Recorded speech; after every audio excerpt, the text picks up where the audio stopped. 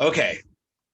So we always start off by asking, is there anything that you would prefer not to talk about? Any areas that you're like, that's a sensitive subject. I don't want to go down there. I don't want to discuss that.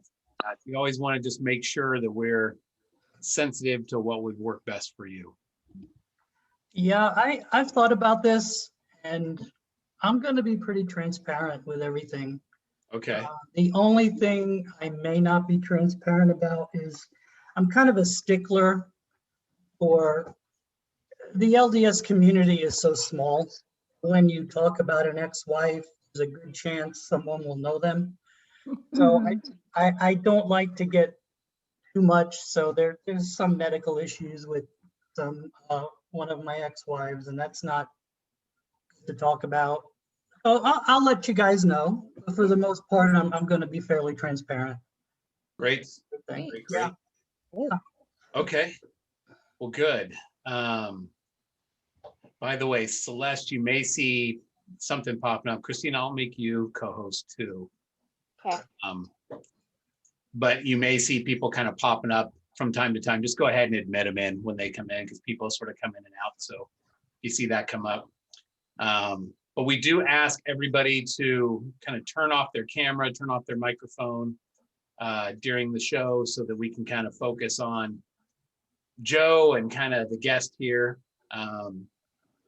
For those of us who are just joining us for the first time, just to kind of let you know the format of the show. So the first part, we're going to kind of get to know Joe a little bit and discuss him and kind of who he is and what he does and what he's all about, get to know him. And then the second part of the show, we're going to discuss the main topic of the day, which happens to fit in nicely with our guest. And that is being a convert in the church, and especially in this crazy LDS dating pool that we all find ourselves in.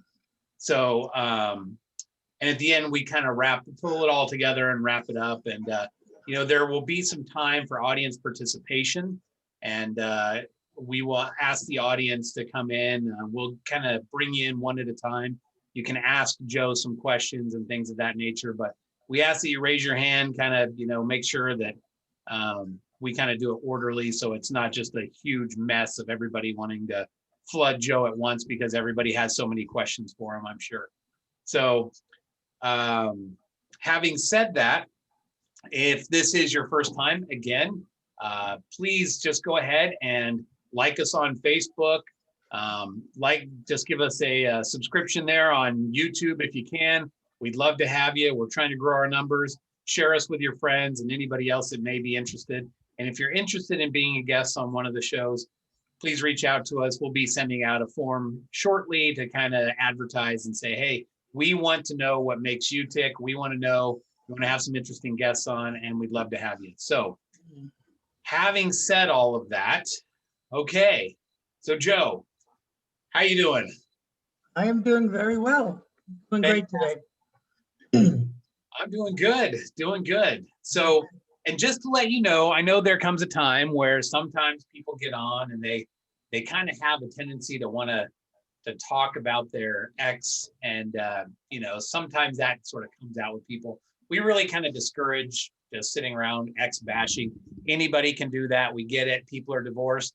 9 times out of 10, it wasn't always really a wonderful, pleasant, happy experience. So, but certainly we want to know kind of where you came from, a little bit about your background, and what brought you here and in front of us today. So tell us a little bit about yourself. Where are you from? What do you do? Tell us about you. Well, I'm from New York originally. I was born in Brooklyn, and I grew up in Queens. And I've been working in the pharmaceutical industry. Everett, I didn't realize it was you at first. Everett and myself had chatted a little bit. The company he works for, I'm very familiar with. And I've been in, so what else? I've actually switched companies, but You have, okay, we got to talk about that. That's okay. Yeah. So born in Queens, I spent my first 22 years there. And then I went out to BYU as a Catholic, actually, and I converted, what was it, about 5 months later. Oh, wow. Been married a few times, went to graduate school at North Carolina State. I've lived in a few states, traveled around, and I have two boys, 23 and 24. And what else? Work in the pharmaceutical industry. I've done pharmaceutical sales, market research, business development, and most recently consulting. So a little of everything. Okay. I know. So are you currently doing sales, or what's your current capacity? Just consulting at the moment? No, I started out doing sales. That was my first role. Mhm. When I was finishing up my MBA, I was working for Glaxo, Welcome. They're GlaxoSmithKline now. And I was in North Carolina, and they had a sales rep job in Utah. And my manager knew the district manager out here. So I interviewed and it worked out. And I was a sales rep. Uh-huh. And did that for a couple of years, sold in the neuroscience division. And then I did some marketing roles, like I said, consulting, business development, a little bit of everything. And I'm a chemist too, so I did R&D Oh, also in the beginning. So yeah. okay. So So do you have your graduate degree in chemistry? a master's in chemistry and an MBA. Okay. Really cool. Which kind of happened backwards. I wanted to actually teach. I love teaching, so I was going for the PhD at first. And I love the coursework. I love teaching, but you got to do 5 years of laboratory work, and you're in the lab like 10 hours a day, and I just can't do that. I just need human interaction. So Yeah. dropped down, got the master's, but with a master's, you're still stuck in the lab. NC State just started a new MBA program, so I figured if I get a business degree, that will get me out of the lab, but I could still do something with chemistry. So it worked out really well. That's awesome. Great. So when you went to BYU, were you Mhm. familiar with the church? I mean, did you have friends that were Mormon, or like, were you just like, hey, I'm going to this school? Like, how'd you get there? Oh boy, that is a long conversion story. No, I did not know any LDS people. I knew the Osmonds. Like And, personally, or just knew who they are? well, it's kind of funny. Marie was the first Latter-day Saint I ever met Wow. in Oh, person. that. Okay. So Kind of cool. yeah. You want to hear the conversion story, or I don't know where you want to go with it, but Well, let's just save it for just a minute, because that's going to lead us into our main topic today. go for it. I definitely want to hear it. So we're going to get there. But, first, I mean, maybe you can explain to us, how does a guy from Queens who's like, hey, I'm a Catholic from Queens, Right. maybe I'll go to That's the first BYU. question. That's the first question every Why time. would you go to BYU? Yeah. Good question. Well, the non-spiritual conversion story is I was looking for a school with a good reputation, and that was reasonably priced. And when I was in New York, every out-of-state school cost like $8,000, and this is 30 years ago, so it doesn't sound like a lot now. Mhm. BYU was $1,500 a year, so but it was funny how I found it, because I graduated from a community college in Long Island, and I was just looking for a 4-year school to go to. I'm like, oh my goodness, where do I start? And this was before computers. So I go into the transfer office, and there's this big wall of catalog from all these universities. And I'm like, oh my goodness, where do I start? I'm like, okay, Joe, like one from the top, one from the bottom, one from the left, one from the right. Oh, wow. And that's what I did. And I still remember one was University of Akron in Ohio. One was Arkansas, Melody, Arkansas. And there was another one I don't remember, and one was BYU. So So what was your impression of BYU? Like first day BYU? What was it like? well, before that, I kind of, getting back to the catalog, the first time I saw the catalog, I knew it, and Jim McMahon had been there, so he was causing a ruckus, the football player. He was always getting in trouble. And one of my childhood friends always loved BYU because they had a good passing game. So I'm like, oh, okay, BYU. And at first I went through the catalog, and you got the color code. I was looking at it, no drinking, no smoking, dress code, whatever, no premarital sex, all this kind of stuff. I'm like, nah, I'm not going here. And I just threw it aside. No coffee, no It was the tea. sex part, right? You're like, No, no, it really doing that. wasn't. It was not, but it was just everything all together. And it was just, later on, I came back and I took each one and I said, oh, this isn't too bad when I looked at them one at a time. So that's it. I mean, it was basically looking for a school that had a good reputation and was reasonably priced. And I just happened to pick that catalog. If that didn't happen, I probably wouldn't be here right now. So. That is so Interesting. crazy. So you get there to BYU and you're kind of like, all right, well, it's a cheap, affordable, good school. Mhm. But people here are really weird. They can't have sex. They can't drink. They can't do any of this stuff. Like, what am I getting myself into? Were you just like, am I Yeah. going to like, preschool or something? Or am I going to be like a nun? Like, Well, it's funny. The furthest west I had been before Utah was New Jersey, which is right next to New York.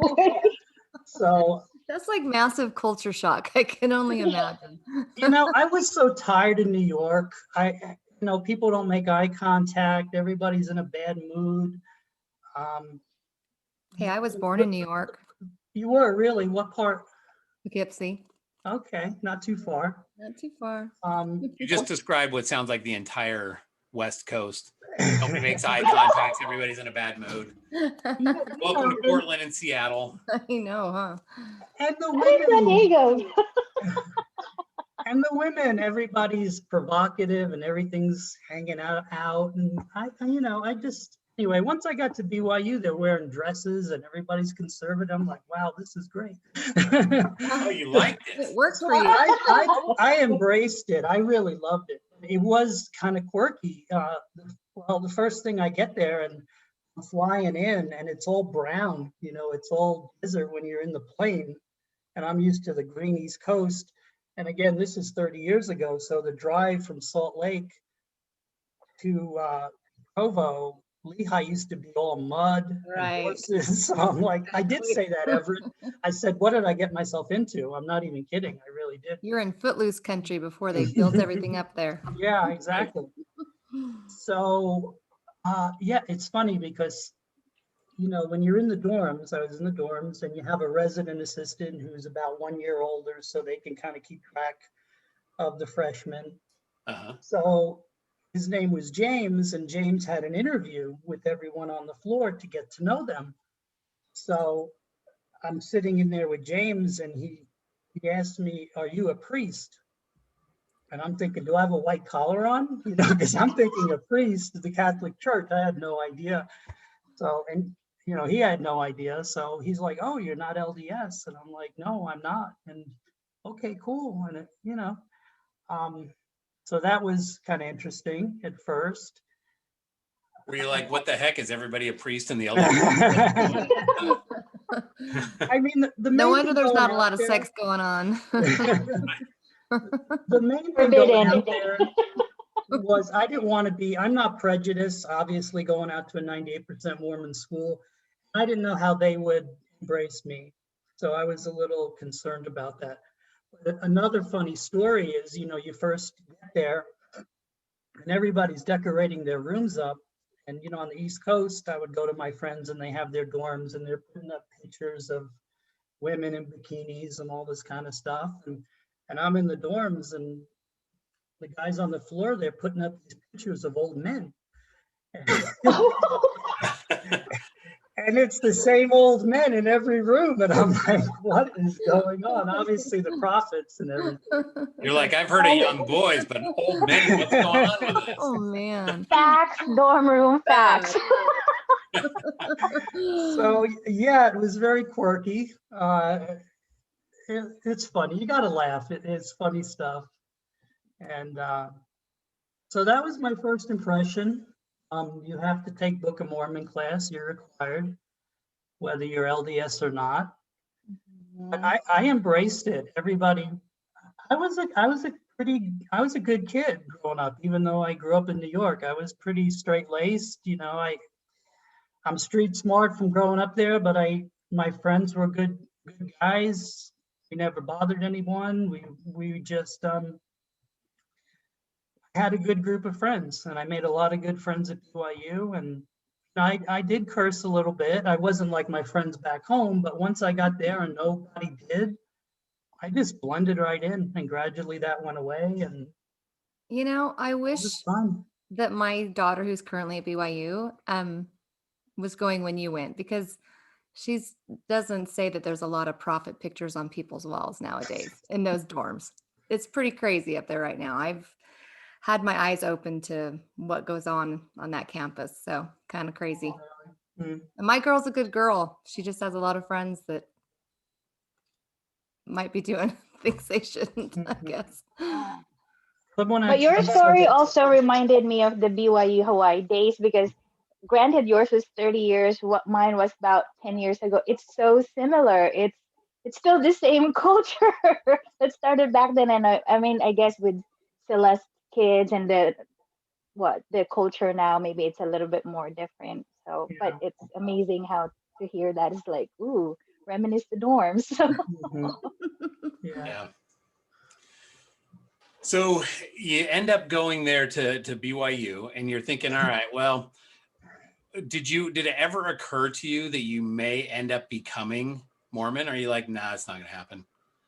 Were you staunch Catholic, I guess, or were you just kind of Yeah. like, so you actually, like, you weren't kind of one of the Catholic, the C&E Christians that you hear about, like Christmas and Easter, and we're gonna do that, and then I'll see you again next holiday season, you know? No, I was an altar boy. Oh. For those of you who don't know what that is, you would help the priest with mass. And I was the strongest Catholic in my family, probably. And I would, it's kind of funny. I like being an altar boy so much, I would hang around for the next mass hoping that the Oh, altar boy wouldn't show up because I just loved it so much. And awesome. there was one point I dedication. actually wanted to be a priest, actually. But I didn't like the part where you couldn't have kids and you couldn't have a family. And that kind of turned me off. And I actually had two priests tell me I'd be a good priest. So Wow.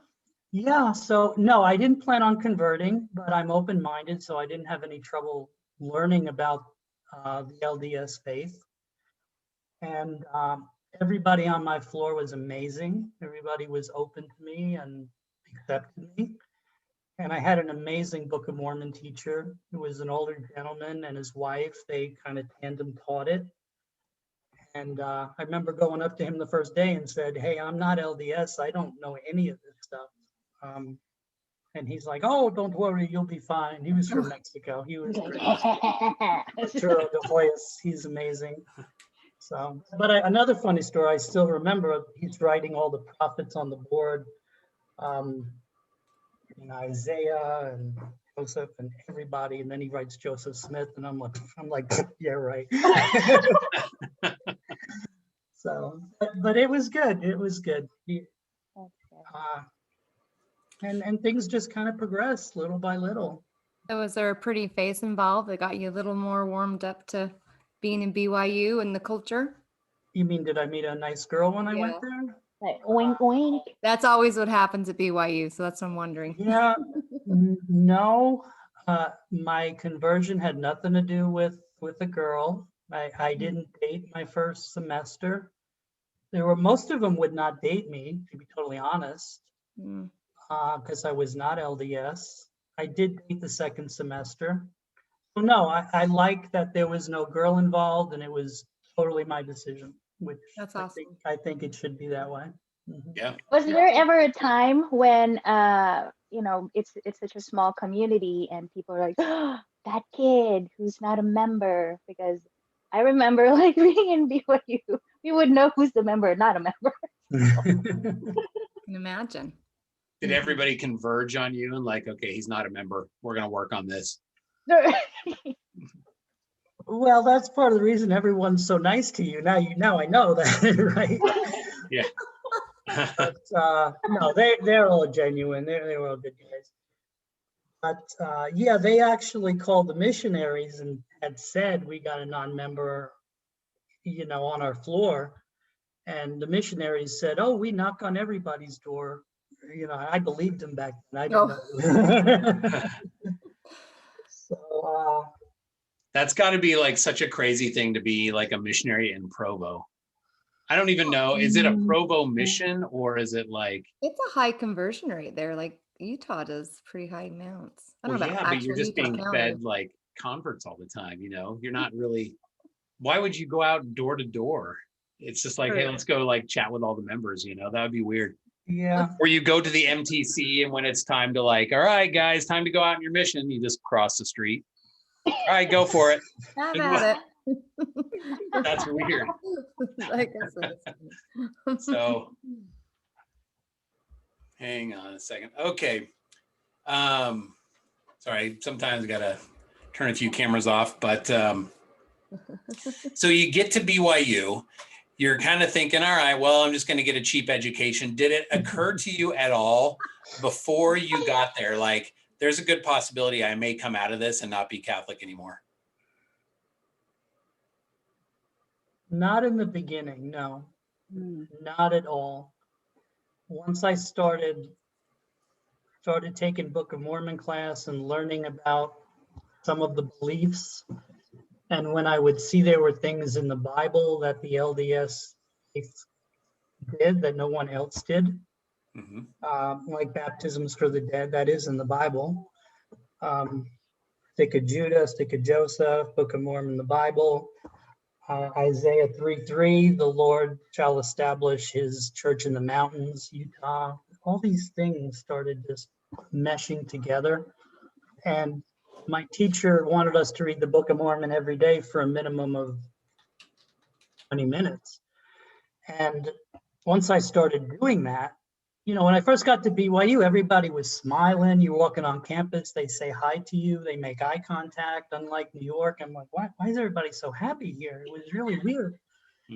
And I started reading the Book of Mormon and I started to feel it. You know, I started to be happy. I'm like, why do I feel so good? And I at first I didn't really know what it was, but as time went on, I realized it.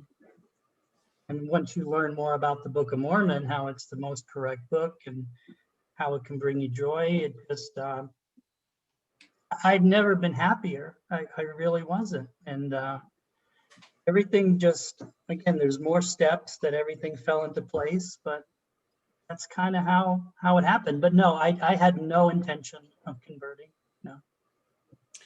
So then at what point when you're going through this whole process, you're there at BYU, you're studying, you're taking a Book of Mormon class, when does it start to occur to you like, oh, wait a minute, there might be something a little more here? I would say the middle of the semester. First semester? Yeah, I got there in August and I converted in January. I was baptized. So that's only 5 months, but I would say September, missionaries came by and I was open-minded. So I took discussions, and in church, I had been going to the Catholic church, and then I started going 1 week with my roommates and 1 week in the Catholic church. So I was going back and forth. I got one more funny story for you.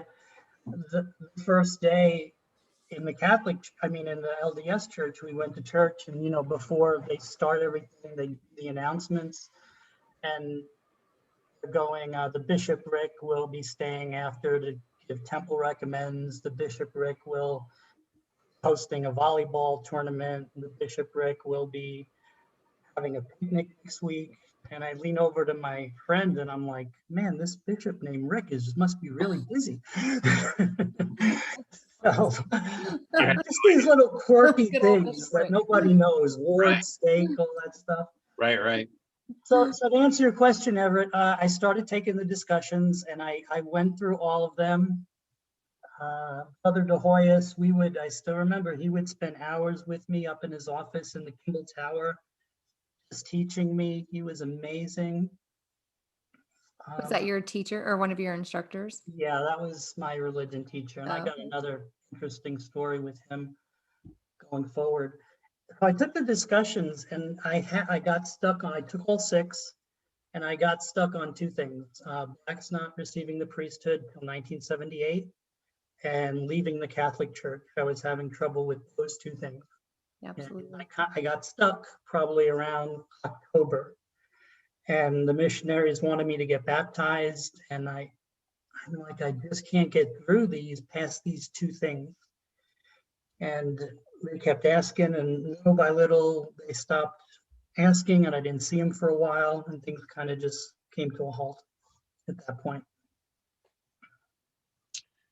So, How it continues, I guess, is yeah, I mean, I can only imagine sitting there in the tower teaching somebody who's just golden. I mean, that's kind of like everybody's kind of fantasy in the church, like to just find somebody that just starts absorbing all the material and they're just like, teach me more. Like, let's sit here for 4 hours. And you just like tell me what it is. And you're like, all right, I just want to learn more. Like, that's amazing. That does not happen except in like, you know, LDS church videos, or it's kind of like finding Willy Wonka's golden ticket in the LDS dating world or LDS like conversion world. That just is a rarity. So before you came to BYU, did you know anything about Mormons? Were you like, I've heard the name before, like, I don't know what they're all about, but No, I wasn't kidding when I said the Osmonds. That's all I knew. I mean, seriously. So yeah, there's more of a story on how I got out there. Like I said, I picked that catalog. There were 1,000 catalogs, and I happened to pick the BYU one, and I threw it aside. And something made me come back to it. So it was a really good school, and I said, let me go through this catalog again. Before I did that, I went to the library, and I wanted to learn about the faith, you know. So did come across the Book of Mormon, but that's scripture, so that's really not going to help someone to learn about the church. So I found a book, and I learned about family home evening and tithing and prophets. And I remember coming out of the library, I went to work that day. Everybody, I was like on cloud nine, and everybody was like, oh, why are you so happy? I'm like, I don't know, I'm just really happy. So that was like the Spirit testifying that what I was reading was true. And that feeling kind of stood with me. And then I went back to the BYU catalog, and I took each thing. Instead of looking at the code of conduct in its entirety, it looked intimidating. I went through each thing. And like, no smoking. I say, well, Joe, you don't smoke. No drinking. Joe, you don't drink very much. No, that's not a big deal. Dress code, you don't mind dressing up. That's not a big deal. Marital sex, I'm like, not a big deal. Honestly, it wasn't. Coffee, coffee and tea. I used to love Chinese tea, but I didn't drink a lot of coffee. But when I looked at it one by one, I said, I can do this. It's not that big of a deal. Did you look at it like, okay, for the money I'm going to be saving, I can do this. It's worth it. I can withstand for 4 years. I can get through this. Yeah, well, it was okay. You know, I did speak to a few people on the phone, and everybody was so nice and sweet. And so it just went on. I'm like, let me just apply, you know. So I applied to Texas A&M, UConn, University of Connecticut, BYU, and Buffalo and Manhattan College. So I applied to 5 schools. I got into all 5, and BYU is the last one. It's so funny how that was where I wanted to go to. But let me go back. You want to know about the Osmonds and Marie, since she's the first Latter-day Saint I ever met. She gave a concert, and I want to tell you, everything came together here because I had a job delivering prescriptions. I used to work for a pharmacy, and I had an old van, and they only had an AM radio. And the only thing that was AM in New York was a country station. And I used to love Marie's voice when I was a kid. I remember growing up, the radio would come on, got to get up for school. She's singing Paper Roses and all this kind of stuff. And I always loved her voice. And about 1985, 86, when I was driving that van around, she started recording country music again. So I'm like, oh, Marie Osmond, I remember her, and I just loved her music. And she was coming to Long Island, and it was a concert. And I tried to get people to go with me, but nobody wanted to go to the Marie Osmond concert. So I went, and she was so kind and gracious, and she stayed after, and there were like 300 people in line. I'm not even exaggerating. And she met everybody. And so I don't even remember what I said. I said, probably, Maria, I enjoyed the show. And he said, oh, you're so sweet. Thank you. And she was just the sweetest thing I'd ever seen back then. And I'm like, if all the women are like Marie Osmond, I'm going to go to BYU. Pretty faces are always involved. Too bad Yeah, you couldn't have done a little selfie with her. Back in the day, we didn't yeah, have that. I but didn't that get would've been that time. fun. I do have a few after that, but so it was funny. So I wanted to go to BYU. All the other four, I got acceptance letters. BYU was the last one. I was so nervous that I remember I got the letter in the mail and I had a big organic chemistry test that day. I didn't open it, and we took it to the library, was studying with my friends. I was so nervous because at that point I was feeling the spirit. I didn't know what it was. All I knew was I wanted to go. I just wanted to get in so bad. I went to the other side of the library. I went between two bookcases and just sat down, and I just opened it and I read it one word at a time. And it said, "Dear Joseph, we are happy." And I'm like, yes. And I knew I had gotten it. Oh, that's awesome. So, Now, so just so I can went. get the full picture, what year is this? This is 1988. 1988. Okay. I'm 54. I'm an old guy, but anyway. Nah, you're fine. You're totally fine. So yeah, 1988. So I've got a question for you. It kind of goes with one of the ones that are in the chat. So I'm kind of envisioning this, really stalwart Catholic kid coming out of New York, and he wants to go to BYU. I'm assuming you had to go to your priest and ask for an endorsement. Okay. Yeah. So what was his reaction? What like? Was he like, "Don't go to the Mormons"? Like, what was he doing? You know what's so crazy about all this is how everything I'm sorry, I'm just moving this over. How everything just fell into place. Because I was mortified. There was Father Catanello, and he was great. He was just one of the guys who said I'd be a good priest. So I'm thinking I'm gonna get a lecture and all this kind of stuff. I love how they all have Italian names too. We used to, and his name was Ignatius, so we call him Father Iggy. Oh, nice. Father And, Iggy. I like that. So yeah, I go in there. I don't know what to expect. I'm thinking I'm going to get a lecture. So I go, well, Father Catanello, the reason I'm here is I want to go to BYU, and I need an endorsement from my church leader. They want that. And he's like, oh yeah, I know BYU. I'm familiar with them. And I said, so I need an endorsement from you. And you're gonna laugh because this is all he did. I hand him the paper, and he looks at me and he said, straight in the eye, he said, "Oh, you really want to do this?" And I said, "Yeah, I do." He just signed it. That was it. That's cool. No lecture. I still don't know why. If I was the priest, I would have inquired more. I don't know if he was prompted by something or just felt a reason to just do that.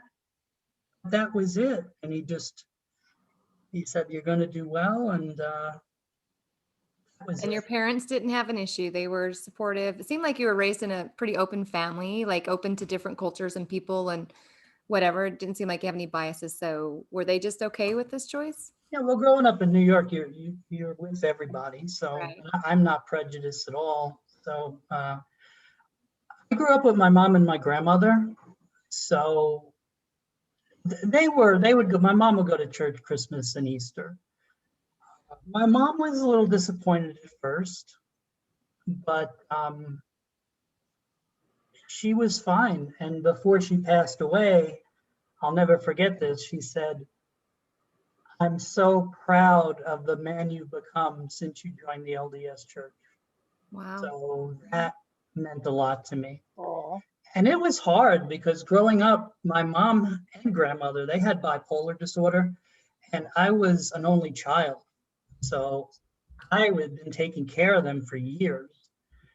And then something prompts me to go 2,500 miles across the country and leaving them there. That was hard. And I got the answer that they would be okay. And they were. While I was at BYU, they were good. And what was your question, ever? I forgot. Oh, my father Catanello. Yeah. So there wasn't a problem there. Mhm. Wow. So, okay, you go to BYU, you become LDS. Probably people back home are a little bit like, all right, that's weird. But how long did it take you before you got married? Would you mind if I just backed up a little bit? Of course. Yeah, Okay. tell us your story how you want it. Go for it. Yeah, well, we're right at the end of the conversion story. Oh, yeah. And I Finish. just want to go into how amazing. I mean, I already told you how everything fell into place in New York, picking up that catalog, getting a new job, driving a van that had AM radio, Marie Osmond starts to record. Just crazy. So again, I was having difficulties with blacks receiving the priesthood, leaving the Catholic Church, and I was stuck for 2 months. But one Sunday, this guy Norm came over to me, and I didn't hang out with Norm. He's like, Joe, there's this fireside tonight. Do you want to go? And I'm like, I had just gotten back from church and I took my suit off and I was in my sweats. I'm like, Norm, I really don't want to go. I'm tired. He's like, Joe, please come with me. I'm like, no, Norm, I really don't want to go. He was very persistent. I said, Norm, I'll tell you what, if you go down these halls and check with everybody on this floor and nobody wants to go with you, I'll go with you. And we were in Helaman Halls, and there's about 15 dorms on each side, right? So what is that? It's about 60 people, literally. And he starts going down door to door, and I'm watching him because I don't want to go to the fireside. So he went all the way down, asked all the way outside. Making sure he's not cutting corners. Yeah, because I really didn't want to go. So he comes all the way back. So he says, Joe, nobody wants to go with me. So I'm like, okay, Norm, I'll go. So I put on my tie and we go to the fireside. So we go to the fireside. Now, at BYU on any given Sunday, there's about 20 firesides going on campus, so you know. So we go to the fireside, and speaker, there's an African-American girl talking about her conversion from the Catholic Church. Oh, wow. The two issues I was having Right. with. Wow. Wow. And about 5 minutes in, Norm starts getting a little antsy. He starts moving around and feeling weird. He's like, this isn't the right topic. Oh, we're at the wrong fireside. And I'm like, well, maybe for you, Norm, but not for me. What I need, right? So what are the odds? First of all, how many Black people are at BYU? Second of all, how many converted from being Catholic? Third of all, we go to the fireside, we go to the wrong fireside. I mean, this was all supposed to happen. There's just too many things. So I went up and introduced myself. Her name was Martha. She's like my sister now. We're still friends. Oh, that's I awesome. love her to death. And Is she still a member? yeah, she Wow. is. And There's still not a lot of Black people on BYU. My daughter's like one of very few, just so you Yeah. know. okay, yeah. But they're getting there. A little few more. Diversity. And Martha took the discussions with me again. We sat in with them, and then she gave me her perspective of the issues I was having trouble with, and it felt right to get that perspective. I don't remember what she said about the priesthood and about leaving the Catholic Church, but whatever she said, it felt right. And last thing I wanted to do was go back to New York for Christmas and see if the feeling I was feeling in Happy Valley was going to translate when I go back to New York. I went back for Christmas and I still felt the spirit. And I came back to BYU and I called the missionaries and I said, I want to get baptized. And they said, we thought we lost you. And I was baptized 2 weeks later. So that's my conversion story. And That's that was in awesome. 1980, Wow. 89. January 1989. 89. Okay. 89. Wow. So, wow, you've been a member now. This is 32 years. This year. Yes. Wow. Yeah. Okay, so big question though. Did you happen to see a fast Sunday before you were baptized, or did you like? Because sometimes that can make people a little like, "What is going on in this church?" Yes, and I remember exactly what I said about it. I did. And, I believe the church is true. I believe Joseph Smith's a prophet. I believe. And I remember telling to my friends, it's almost like they don't believe, but they're trying to convince themselves. I did say that. Totally forgot about that, but that was what I remember telling my friend. That's very different It than I is. had seen before.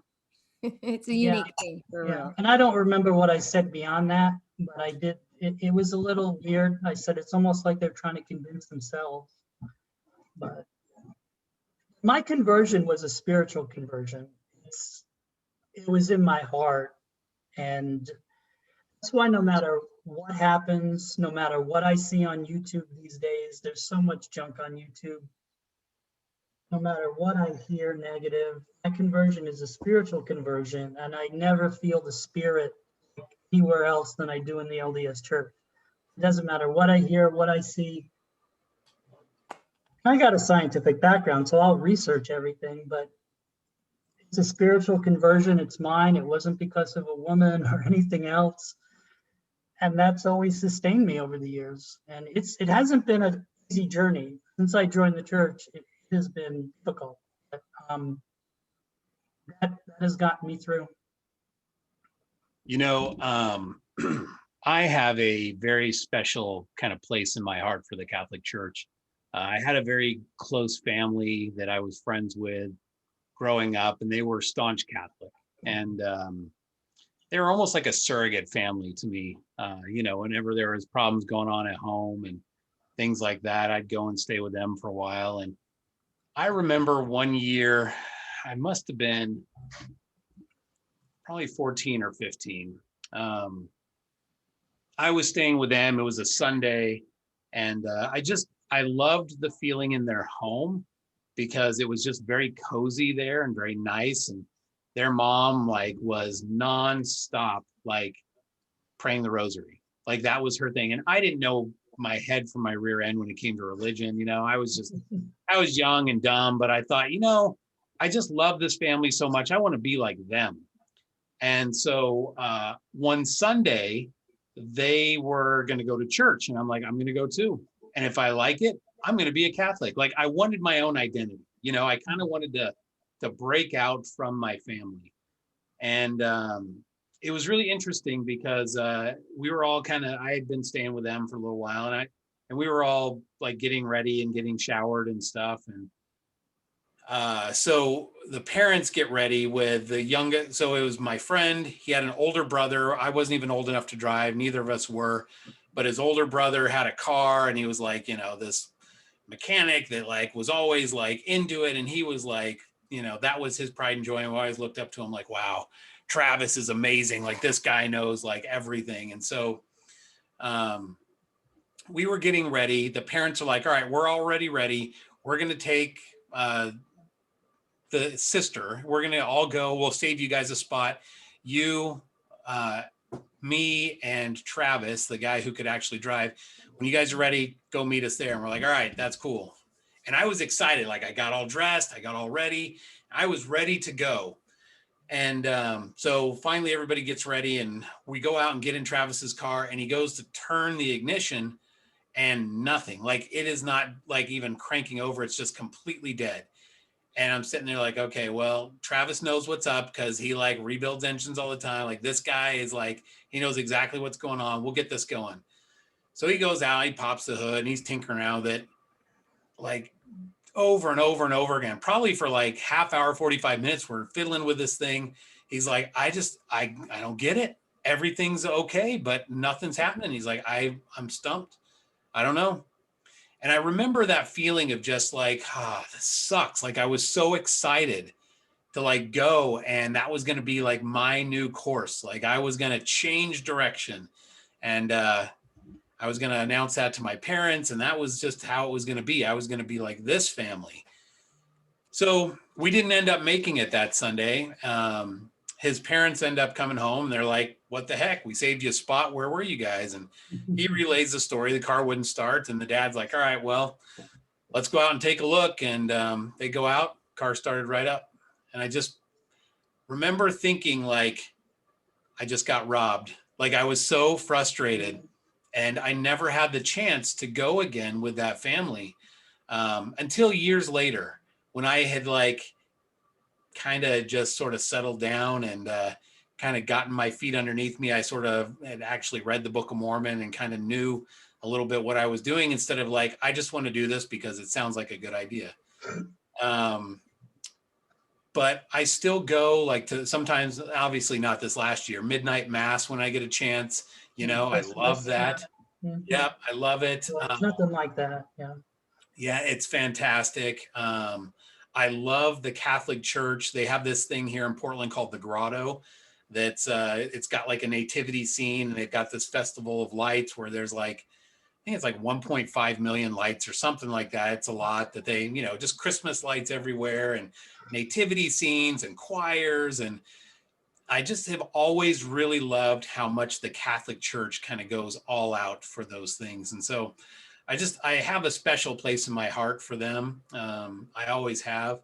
I probably always will. I have some good friends that are Catholic still. And yeah, I think if it were up to me, and I had like no religious background whatsoever, I probably would gravitate that way, just because of, you know, the people I've met there, and I love all the holiday stuff that they do. So yeah. Catholic Church is fantastic in my eyes. Now, the interesting thing is, knowing somebody who was a staunch Catholic, you were an altar boy, you've been through the temple now, right? Well, yeah, 6 months after conversion, I did it as quick as I could. Yes. Well, Okay. like, no provo. Yeah. So did you ever stop and look back and say, okay, it's very interesting to see the similarities between the Catholic Church, and kind of, you can see where they still have remnants of what used to be kind of normal truths that had to be restored later. Do you know what I'm talking about? Yeah, I think so. I think every other faith has, as you put it, truths, but we know that we have the fullness of the gospel. And So let me share with you a picture here. I'll just kind of show you what I'm talking about. yeah, And not to get, we definitely don't want to get into discussing like, you know, what goes on in the temple or anything, but Right. this is more of a way to show similarities, and how there were some of these precious truths. I mean, for me, when I went through the temple for the first time, I'm like, what is going on, right? And Oh, you're talking about that. Okay. yeah, I remember being in the locker room and seeing Yeah. people that were like coming to change and just going, wow, that guy must be like way up there or something. And like, I just had no idea what to expect, right? Yeah. But once you go enough, you start to kind of see kind of the precious truths. And for those people and other religions that are like, this is so crazy, these are ways that you can start to see in other religions how the restored truth has always kind of been there, but things just kind of got lost over time. So let me show you a picture. I'll show you what I'm talking Yeah, about. absolutely. Okay. This look familiar? It's not there yet. Can you see it? I cannot, no. Oh, I you don't know if can't. anyone Okay, else hang on. can. There we go. Can you see that? No. You Everyone still can't else see see it? it? Everyone else can see it? Can see it. You I can can see see it? it. Yeah. There it goes. Yeah.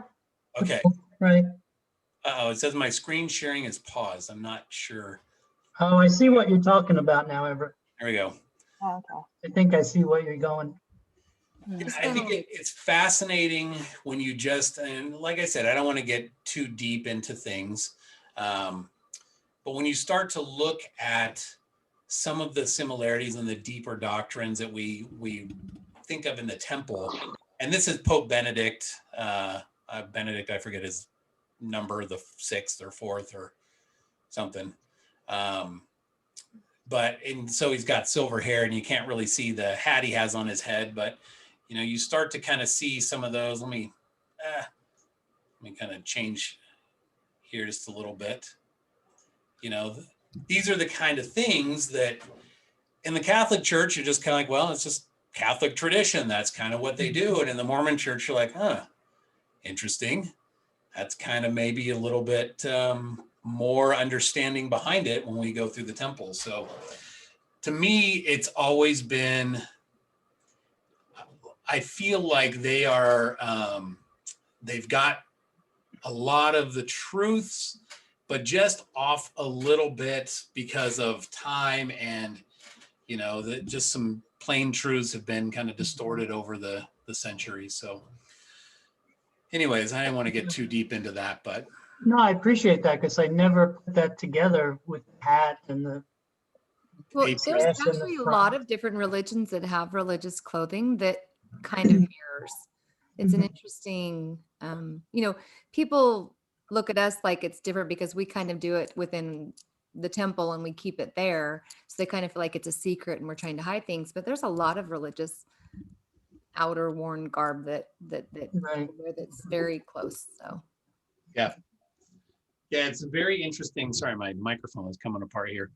It's a very interesting thing when you start to dig into it and you see those truths that are still there to a degree. I mean, we hear about this with like the Masons, right? Like, oh, the Masons have Right. very similar things that go on with them as in our temple. And you're like, well, you'd probably be very surprised to see how much of like what goes on in there is right in front of your face. And you just never really pay attention to those things.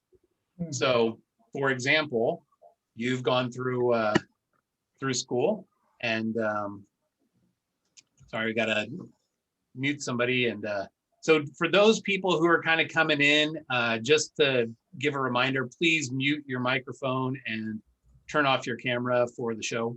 and please use your real name as well. Yes, yeah.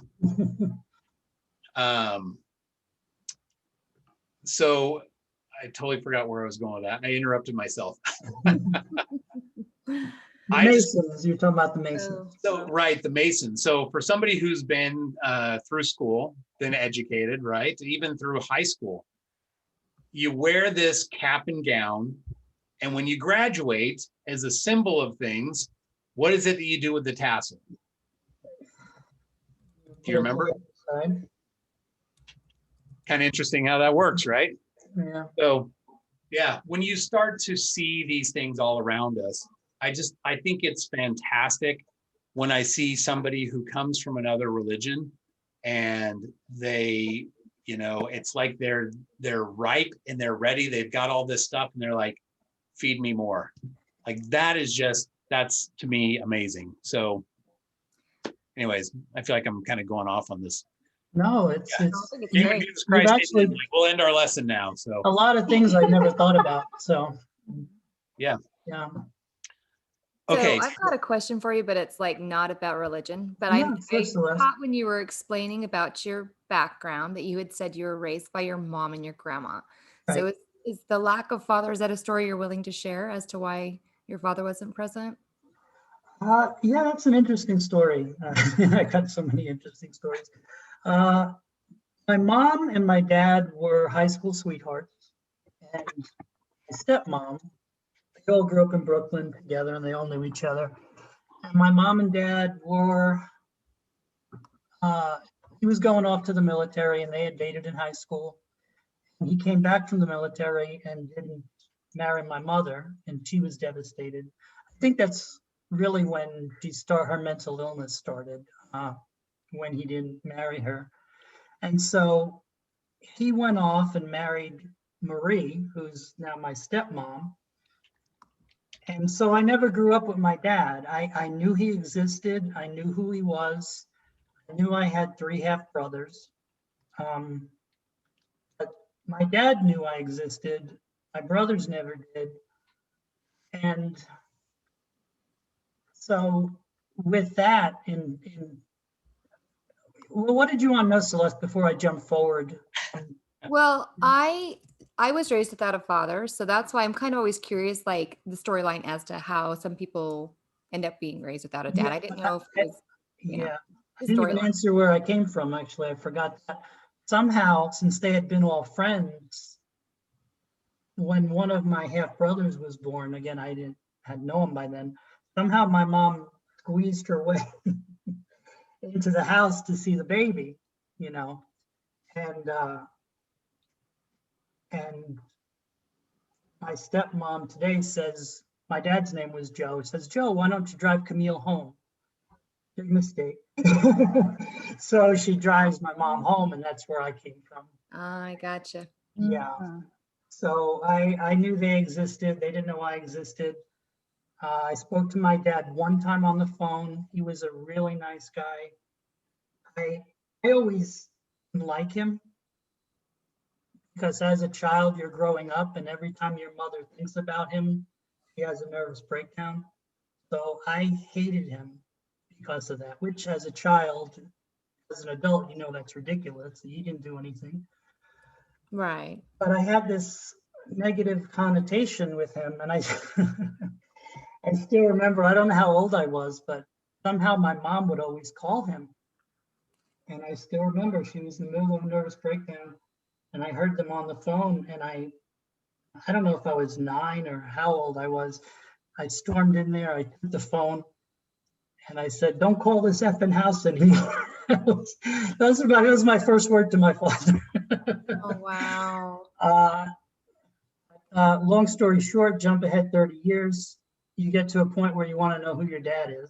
And I worked at Kennedy Airport late at night. Somehow I called there late at night and I got him on the phone, and you don't know how they're going to react, right? They may hang up on you. They may say, I don't want to talk to you. You know, you're not my son. But he got on the phone and I said, this Joe Zanirko. I took my mom's name, Perrone. And he said, yeah. I said, this is Camille's son, Joseph. And he's like, oh.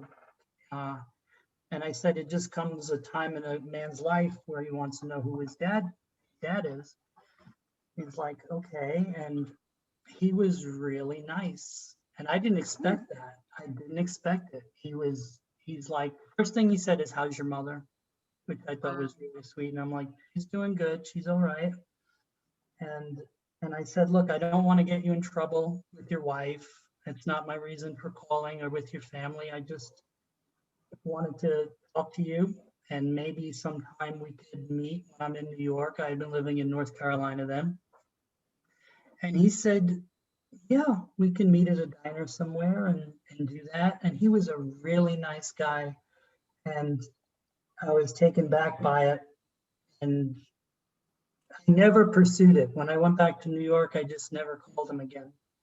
For some reason, I don't know. I just never did it. He passed away in 2003. I got divorced in about 2009, and that's when Facebook was coming out. And I saw my niece on Facebook. Her name is Zanirko. There's not many Zanirkos. I said, that's got to be my niece. So I said, Danielle, I was a friend of your grandfather's. How is he doing? And she said, oh, he passed away, which I didn't know, my dad. Mm-hmm. And so, but that gave me the opening, because I didn't want to come in while he still had his family. I didn't want to cause any problems. And I just said, have your dad, who's my half brother, call me. And then he called me back, and I said, you're not going to believe the story, but I'm your brother, and all our family, we grew up together. And so he's like, whoa. And he's like, I got to tell my brothers this. So he sits the brothers down, tells them. And he's like, okay, I told my brothers. Now he's like, now I got to tell my mom. And she's got to find out her husband. Yeah. My mom. And so they tell her, and okay. And she's like, well, we need to do a DNA test. I'm like, do it. I know you're my brother now. Yeah. 99%. And so I went up there for, I was living in Pennsylvania. They happened to have a house up there. I went up one day, and we all met, and everyone has been amazing. My stepmom has been unbelievable. She's accepted me.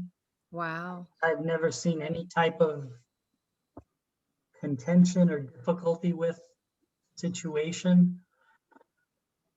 She's been amazing. So I found my family after I went through that divorce. I found my whole other family, which I needed at that point. So everything just fell into place with that. It Now seems with like your your story is it's like a perfect story for things falling into place. So far from what you've shared, it's just like accumulation of things just falling into place. And that's amazing. Mhm. We haven't gotten to the difficult parts yet. Oh, okay. We'll get to that part. But It still, sounds there is all good now, there's a lot of things that you can see the hand of the Lord in your life. I mean, from what you're sharing with us, you can see that he had a certain path he wanted you on, and I'm sure he's very grateful you chose to follow him as you went along. Now, Joe, question: have you had a chance to do much genealogy temple work for your side of the family? Well, I say your side, your family in general. Yeah, I have done some. I've done for my mother, my grandmother, my grandfather. I haven't gone beyond my grandfathers. Yeah, I haven't done too much, but I've done a little bit. If you It's need kind help, I love genealogy. Okay, you got it. it's kind of always been my feeling, and this is just my personal opinion. This is not based in anything church teaching wise or anything like that, but I kind of always had this feeling that Heavenly Father sometimes will take some of his choicest spirits and say, look, we need to take you and put you in this situation where there's non-members kind of all around, because you will join the church and you're going to be strong enough to do the work for that line of the family. If he just always took his choicest spirits and stuck them in a family that was always already a member and stuff, eventually kind of all that work would sort of be there. But sometimes he needs someone to kind of be the trailblazer down certain lines of the church. So that's just my own personal opinion. But yeah, so you've done your mom and your grandmother. Obviously, you probably didn't do it yourself, but had somebody else stand in for Right, you, right. which is great. So do you have any plans on doing, like, I don't know if you've talked to any of your other family about joining the church or any of that? They've probably, if they're back east in Pennsylvania and stuff, they might not know a lot about members as well. What are their feelings on it? No, my whole step family, I don't, in terms of a family on my mom's side, I have some cousins in Chicago and some in Florida, but don't interact very much. The ones I Of course, they're in interact with, Florida. They always go from New York to Florida. oh yeah, all that's The just route, right? Fort Lauderdale, yeah. Marvelous like Mrs. Maisel. So I hang around my half brothers and my stepmom, and they know I'm LDS, and my stepmom's quite interesting. She gets a little frustrated with it. One time, she's funny. She just says what's on her mind. Typical New Yorker. I was going to say New Yorker. Yeah. So one day, my friend was going to Atlantic City. My best friend I grew up with, and Atlantic City's like New Jersey's Las Vegas, right? So I go there, and then I come back the next day to my stepmom's house, and she's like, "Well, what'd you do yesterday?" I'm like, "I went to Atlantic City." He's like, "What the heck you go to Atlantic City for? You don't smoke, you don't drink, you don't gamble." I'm like, "I had fun. I went out, I did something." She's like, "I don't understand it." You didn't do the typical stuff though. So. Yeah. So, but no, they accept it, and nobody gives me a hard time about it. Everyone's actually my brothers. They're down in Florida now, and they had some sister missionaries who happened to live right beside them, and they said, "Yeah, we met sister missionaries, and they're so nice and everything." So you never know what's going to happen, right? That's true. But I don't push anything on anyone. I think the best thing you can do is live by example. Right. That's what everyone on my floor did at BYU. I was just very impressed with.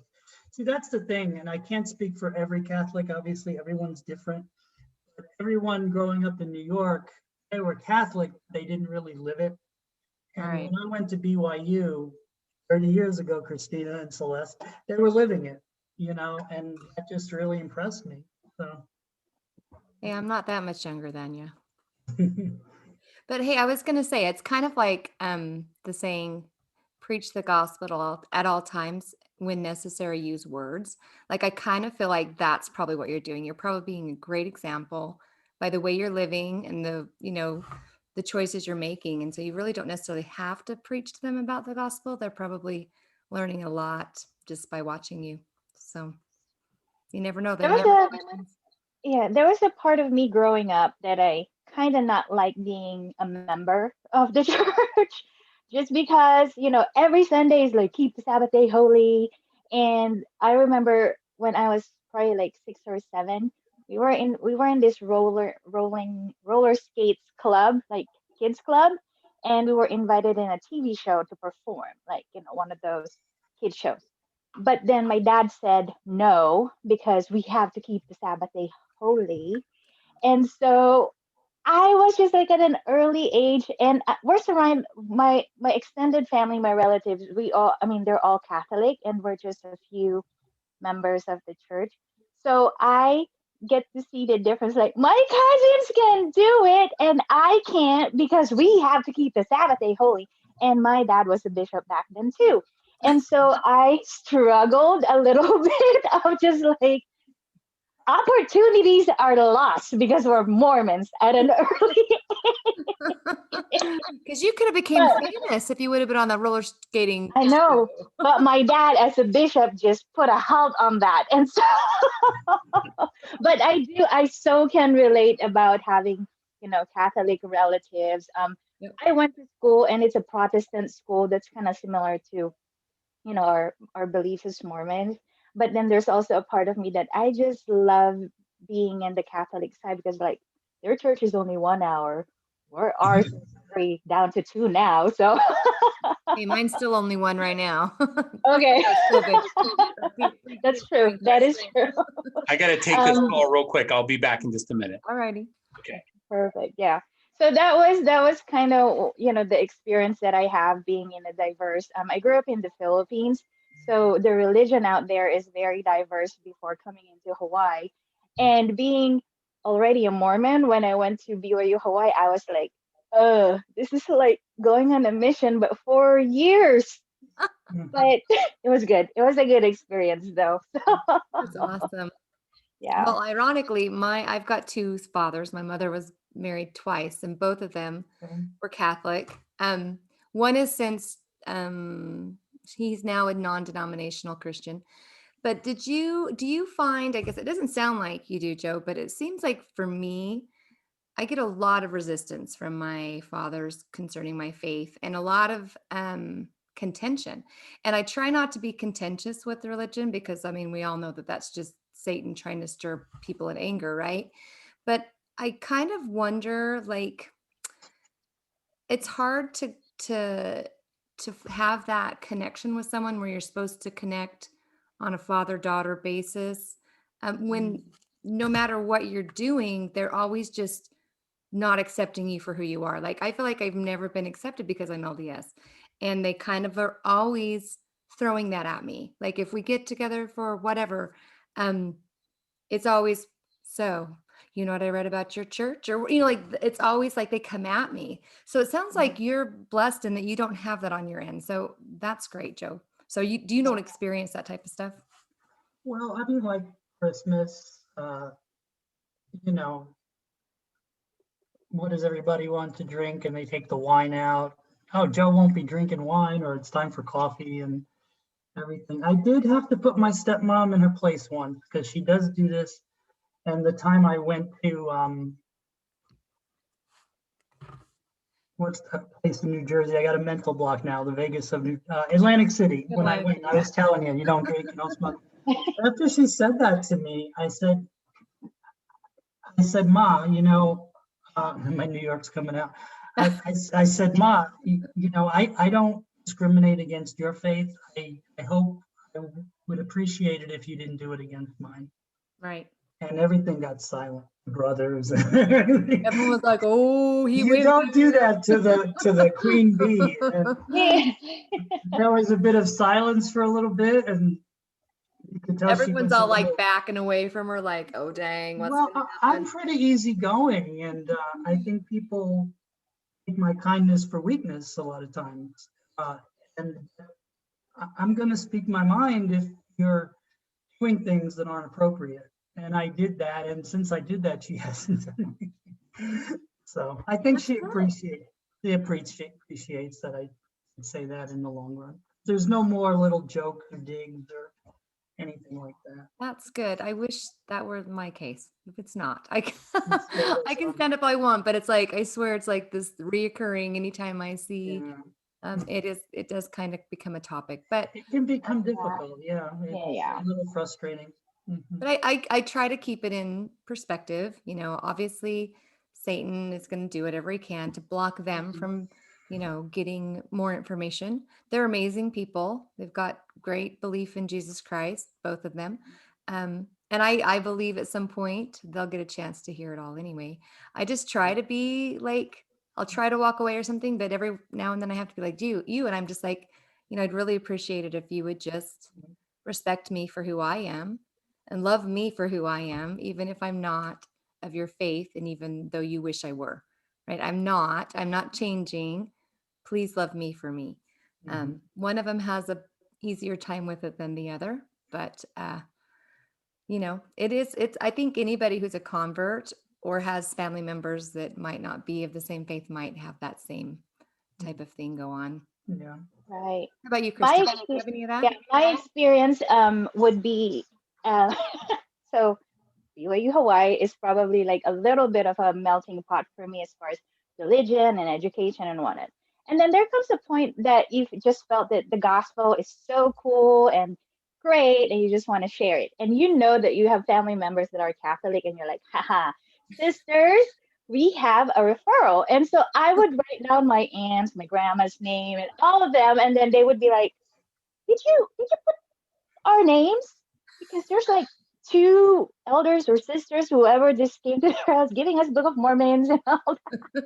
You're like, no, who, me? No. And then I mean, there was a part of me that, I think there's a part of me that feels like, okay, I did my part. I can refer, but then this happened quite a few times, and then it just ended up that, as to what you said, so you just like accept me for who I am, accept us for him, because even up to now, we're still a little, a little. There's only like two families in our entire family that are LDS, and sometimes when we would go to a party or a family gathering, they would be like, "Oh, the Mormons here! It's Sunday," but Oh, they totally are breaking the Sabbath and coming to yeah, the they're Sabbath, or they're gonna leave early because of that, or something. But there was just a lot of practices growing up that again, it's like, keeping the Sabbath day holy, and we can't go to a lot of parties, even though it's like family gatherings. So for me,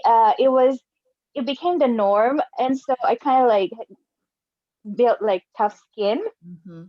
And when being exposed to, uh, even after like the BYU days, now you're out in the world, then you get to keep your standards because it's just kind of like just who you are. And I think there was a time, when I moved here to California when I got divorced, so that was about 3 years ago. So being in the Utah bubble, now I'm out in the, oh my gosh, Target has wines, or they just sell everything all in stores. And Yeah. so for me, it was a little bit of a adjustment and a culture shock. But at the same time, I'm now surrounded by people that are like, you don't drink? I'm like, why is this a recurring theme? But then, you just share what your beliefs are. And some of them that haven't heard about being, like about our LDS lifestyle or religion. But it made me feel, stronger. I feel strongly about the church, that okay, maybe this is really, because when you go through a divorce, you question everything about the church. At least that's my experience. And then for the time that I'm living out here, it just made me, see the differences. So like, we've been prepared for this. I've been prepared for this. So everything that happened, even though it was still a little bit shocking here and there, I think I'm able to carry myself, in social situations. And I'm pretty sure that some of us here will have some similar experiences of like, we're just gonna raise the Mormon flag because number one, we don't smoke, we don't drink, and And our clothing Sundays are covers our Sabbath. body. Right. Yeah. So, so Joseph, I know you were saying that you have been married and divorced a couple times, and you've got children. Did you elaborate on that? Because I don't know if I missed it or. No, we didn't go into that. Okay, go ahead and go into Yeah, that. not yet. Yeah. Yeah, there have been three, actually, three.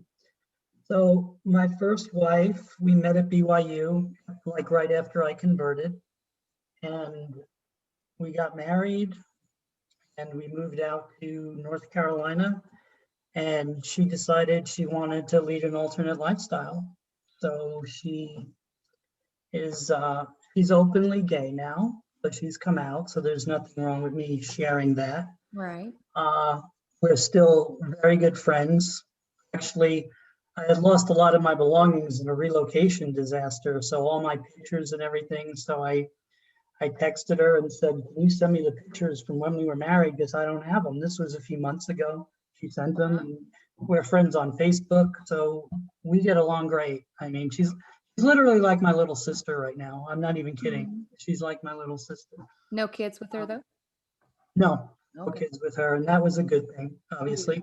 We were married in the temple, though. We were married in the Salt Lake Temple, and she doesn't practice anymore, and she did get her name off the rolls. Mhm. So, and I got a funny joke about that too, right? I mean, I go to BYU, 28,000 people, and I choose a lesbian from Idaho. Oh. What are the odds of that, right? I mean, so you got to laugh at some of this stuff. It's just, it's sad, but it's funny too, you know. But that was a difficult divorce. Yeah. Of the three, that was the hardest, believe it or not. Not because of he went with a woman. You know, people always say, "Well, doesn't that hurt you as a man?" And I'm like, "No, it would have been hard if it was a guy. You know, I can't compete with a woman." So it Well, was it just shows that she's the one that had the struggle per se, you know, so Yeah. I mean, it's not really about you. It's nothing with me, right? So I think because we relocated to North Carolina, I had no support system. I was in grad school, I was teaching, I had a class, I was depressed, I had to get up and in front of the class, try to teach. I couldn't go to activities because I was still married. And in North Carolina, you got to be separated for a year before you can even find. Oh, like still or Yes, still. Still, yeah. So even though it was over, she had a partner. I had to wait a year, and I remember going to my bishop. You know, I don't want to date anyone. I just want to meet some friends. And he's like, "Oh, you know, the rules are you have to wait." Oh my gosh. Yeah. So it was difficult. It was really hard. Yeah, really hard. That would have been a nightmare. I'm just going to throw that out there. That would have been so difficult. Whoever's getting divorced in North Carolina, I am so sorry that that's what you have to deal with. Yeah. Unbelievable. Okay. So curious, what's your stand on the LGBT community? What is my stand on it? I had friends who were gay. I had a cousin who was gay. You mean from a church perspective or from? Just a personal perspective. Yeah. Again, I'm not prejudiced against anyone. People have their free agency to make their own choices. I've tried to understand it with the faith. So many people who come down who are gay, they're some of the nicest people, and it's not that they're bad in any way, of course. Part of me has said, is this a trial they're given because they're valiant and they got to come down here? I mean, I don't agree with it. I don't think it is natural. But there's something, I don't think, today is much different than it was years ago. Today people experiment just to do it, you know. But most people seem to be born with it. You can tell at a pretty early age if someone is probably going to be gay. So I do not discriminate. I do not judge. I don't know, Christina, does that answer your question? Yes, it does. Yeah. they're just who they are, and that's fine. It's Love them fine. for who they are, huh? Exactly right. Exactly. Right. Yep. And Mhm. let the Lord judge. It's not my place to do that. Exactly. It's a good one. All right, wife number 2. We're moving. Mhm. There you go. Wait, just so I'm up to speed, was there something about being gay with wife number one? Wife number 1 is now a lesbian, Okay. openly Yeah. gay, and has left the church. Interestingly enough, I've run into many people that have had that experience. And I hear, maybe I just talk to more guys than girls. I'm sure there are girls who probably will say, yeah, I've had a husband or something that turned gay or something like that. But I've known way more where it's gone the other way, where the girl turns, goes to, have a girlfriend or just kind of leaves because of same-sex attraction than guys. So anyway, You know how I look at it? It wasn't until we moved out to North Carolina. So here you got a young girl growing up in Blackfoot, Idaho.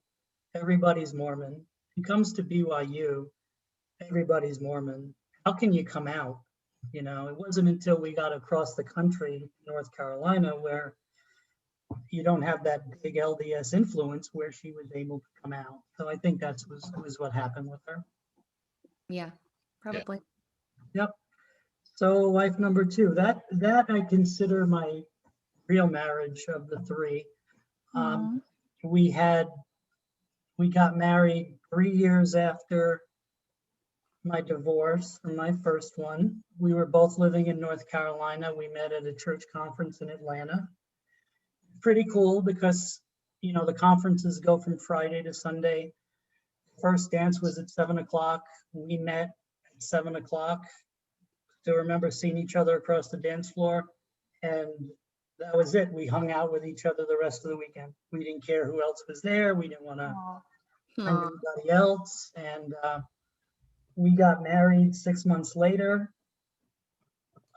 We had a child within 10 months after we were married. So that happened very quick.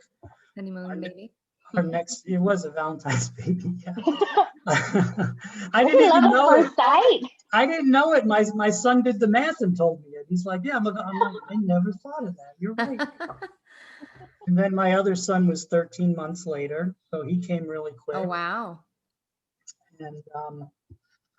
And then we kind of went on hold for a little bit because we had 2 boys, 13 months apart. They both had ADD, bouncing off the walls with each other. So we Was it one of those that has Asperger's? Yes, my younger one does. Yeah. Mhm. Again, he's very high functioning, but they're just clowns. They're just always, they're so close in age, so young. They're just, just a lot to deal with. Yes. So then we moved. I got the job as a sales representative in Utah. We moved to Utah. Mm. That's when I moved my mom out to Utah. She had always smoked her whole life, so she was on oxygen at that point. And this was when things started going downhill with everything. We moved her out to Utah, and a week later she passed away. Oh my gosh, I'm so sorry. And I think it was the elevation, because when she had passed away,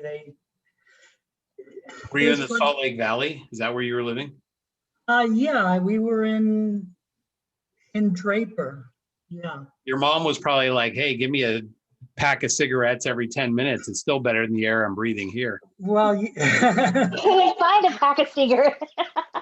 well, yeah, I don't know. That's the only thing. I did not want an autopsy done. I just couldn't want her Yeah. cut open or anything. But I could tell because she actually called that night and she didn't sound that great. She sounded okay. And she left a message on the machine. And I said to my wife, oh, we'll just call her in the morning. Mm. And I got a call that she had passed away. And I thought it was a joke. I was just like, what? But I found a card from her. She was writing. And you could see the writing was straight and every line would go down like she was having difficulty writing. So it sounded like she was having trouble breathing, and so that was kind of a shock to me after Were you one. able to save the message? Was it like old school where you had the video, like the little tape you had to Yeah, put? it was old school. Yeah, Mm. yeah. No, I don't have the message. No. Uh, Yeah. So the marriage, that's where things started going off the deep end. You got to remember, I told you my mom had mental illness growing up, and I was the only child, so I kind of was always taking care of her. You know, take your meds, mom, when she was slipping. mhm. You know, you try to tell them, going to hospitals all the time. So I was the only one. It fell on my shoulders because my grandmother had issues too. So all my life, that's all I knew was taking care of my mom. And I was very codependent. I didn't know what that meant at the time. My mom passed away and I functioned for a year. I was okay and I functioned for a year and then I just crashed. And I did not know why. Later on, I was looking at the DSM-4 and it's something called delayed grief. And you can function for a while, but you crash. And I remember being in my closet and it was time to go to work and I just broke down crying. And I used to sell antidepressants and there was one doctor I really liked. And I remember telling my wife, I don't remember his name, but I said, call Dr. So-and-so, I need to see him. But he was somebody I got along with and I trusted. And, you know, he helped me out. I was on some meds for a while. And, you know, how well can you do? I remember telling my wife, I feel like I've lost my whole past. I didn't know what, I felt like I didn't have a purpose anymore. I remember her saying, but Joe, you got me, you got the kids. And I'm like, yeah, you're right. But I don't, it's like my whole past was taken away from me. And I didn't have a purpose because that's all I knew was taking care of my mom. Mm. And any questions on that? And then I guess I can. How about you, Christine? I know you're a life coach. What would you say to him if he came in with that? Do you think that Ooh. the delayed grief is pretty accurate? That's what it sounds like to me as well. Yeah, I think, and it's real because, you know, for a certain time you just get numbed from all the things that you have to do from the day of the event, and you just kept rolling and still living life, you know, trying to keep it together. And, you know, what his previous or ex-wife said was so valid, but at the same time, he wasn't able to process Right. and function. And it's so big that you mentioned about all my past, like your past is gone, because I mean, that's what it's just, that's the biggest part of you being an only child too. That's just who you are. Yeah, and you didn't And really have a relationship with your dad. And so, yeah, your Yeah, mom was the whole world. you were very right, alone, right, right? Mhm. yeah. Yeah. And so that definitely put, you know, and navigating through you know, uncharted waters at that time too. Like, Mhm. how do you even, you know, tell your A lot of wife life that it's change. not you, it's me, but Exactly. at the same time, your wife would be, well, we're here. Enough. Yeah, So Yeah, exactly. got Yeah. us. yeah. Mhm. So my question to you though is, how were you able to get that process? You know, knowing the fact that that was like an end result. Yeah, you seem really aware now and you can like Mhm. see Yeah, it clearly. So what process did you go through to get to the other? right. Yeah. Not a good Uh-oh. one. Not a good Oh, Oh, one. We moved to Florida, and I've had migraines my whole life, and since I was a kid, and every once in a while, a few times a year, you know, you got to go to the ER, right? mm, So they gave you a shot of Demerol, and you're fine. So I got a migraine in Florida, and I went to the ER, which is typical. I just had to go every once in a while, right? And they gave me Demerol IV, and it didn't work for whatever reason. And they went to the next thing stronger, which is Dilaudid, which they call drugstore heroin, is what it's called. And they gave me it, and it got rid of the headache, but unfortunately, it got rid of all the physical and the mental pain too. Yeah. Mm. And that was the first time I could just be with my brain shut off and I wasn't hurting anymore. Yeah, you weren't feeling it anymore. Right. And that started a long spiral downhill for a long time. And it's funny how Satan worked, because it was just the opportune time for that to be. I was just hurting so much emotionally, and it took away all the physical pain, the mental pain. And that's been the most difficult thing I had to go through. Did your marriage suffer through that time period? Oh, of course, absolutely. Is that when the divorce occurred? No, that happened. My mom died 2 years into the marriage, and we were great for the 2 years. So after that, it started getting difficult. I was having the drug problem. Just going to ERs all the time. You know, I did find one doctor who would give me Dilaudid for cancer patients. I mean, it's strong. I mean, again, they call it drugstore heroin, so it's very difficult to get off of. And no, she put up with it. She was up at night making sure I didn't bunk into things or fall over. And it went on for years and years, and multiple rehabs, inpatient, outpatient. And it took me a long time to finally overcome it. I mean, probably 10 years. Wow. But I was functioning. I was functioning for the most part. But, you know, you stop. Stood by you through the whole thing? Your wife?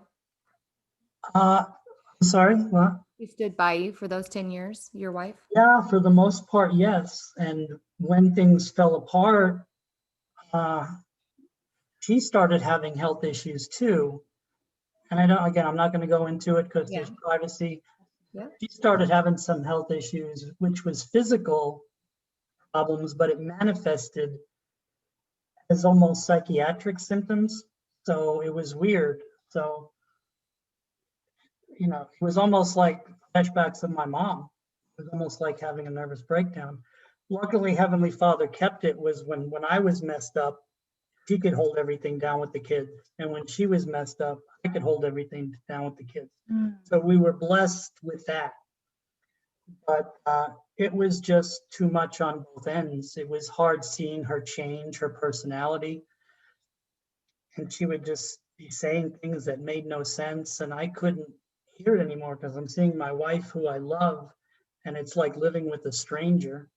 Of course, she's living with a stranger with me. Yeah. Because Did my y'all stay personality, active? We all remain active in the church during all that? not as much as we should have been. We went sporadically, I would say. It was just too much. It was just, and we couldn't keep the marriage together. And we divorced after 13 years of marriage. We are still really close. Actually, she was in North Carolina. She just moved out here. It's funny. Well, we'll get into all that later. But anyway, we're still get along very well. Very well. Great. Yeah. Now, Joe, What's just on the- Sorry, go ahead, Everett. oh yeah, I just had a quick question. I mean, in our industry, it's pretty heavily regulated, as you know. Did you have any issues around your employment? I mean, any legal problems because of the addictions? No, I never did illegal drugs, so there was nothing there. But if you're out getting prescriptions, you know. I would never go to multiple doctors. I just had one doctor that would give them to me. He started getting suspicious and stopped.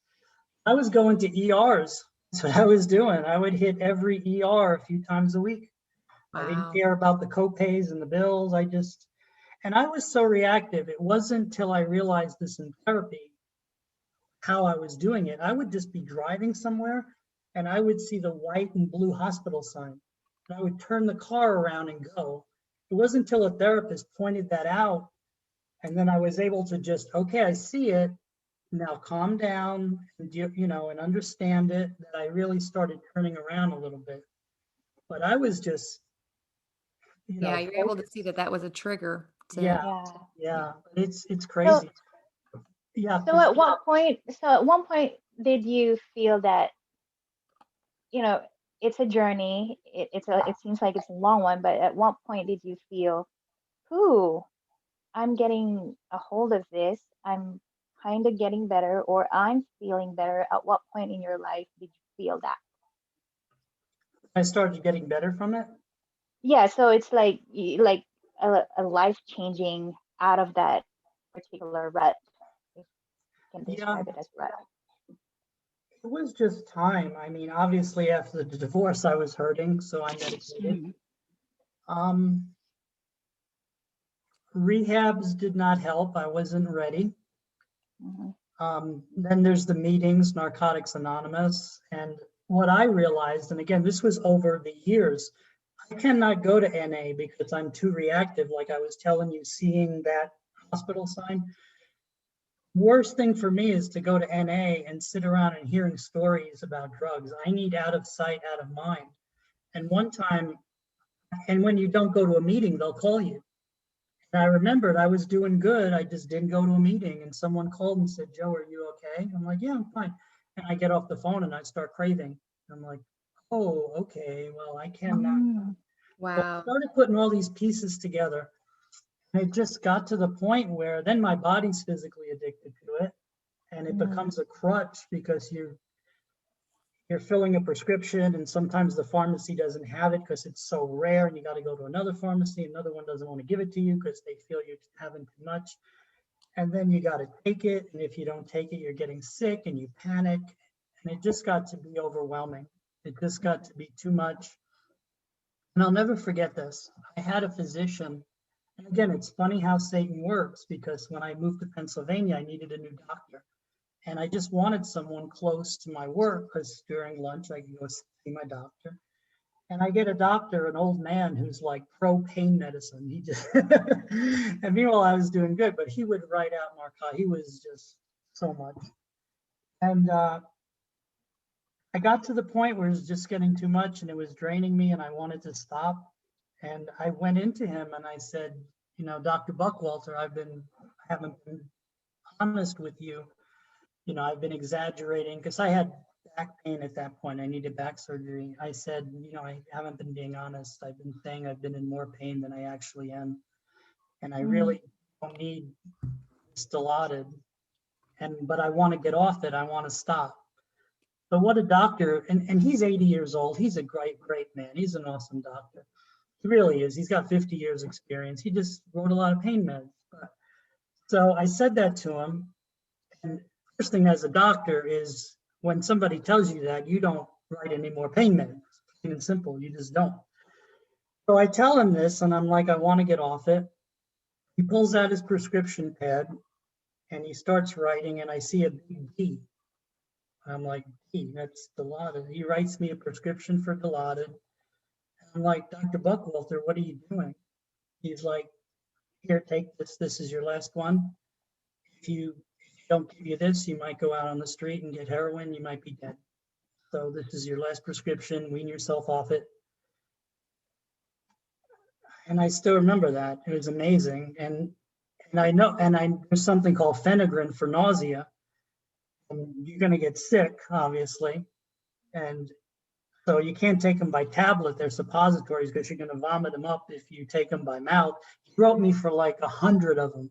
I still have them. I still have them. Wow. But, You're like, I don't really enjoy taking these, so I'm going to take them. well, I needed them Yeah. back. But that man is like amazing. He could have gotten a lot of trouble doing that. And he was just the kindest doctor. And I went home. I tried to wean off it, but when you got a problem, you can't. You do it as slow as you can, but you're not going to do it. And I was sick for a week. And I stopped because I was just ready to stop. Mm. Time. It was just taxing on me too much and I couldn't do it anymore. And it was finally, I wanted to at that point. And with addiction, you have to want it. Yeah. Really have to Wow. want it. That's why so many people go into rehab and they don't succeed because they're not ready. Yeah. So that was the Wow. most difficult thing I've ever been through, and it lasted for years. You know, you don't see, Oh, go ahead. you just don't see very many 50-year-old heroin addicts, right?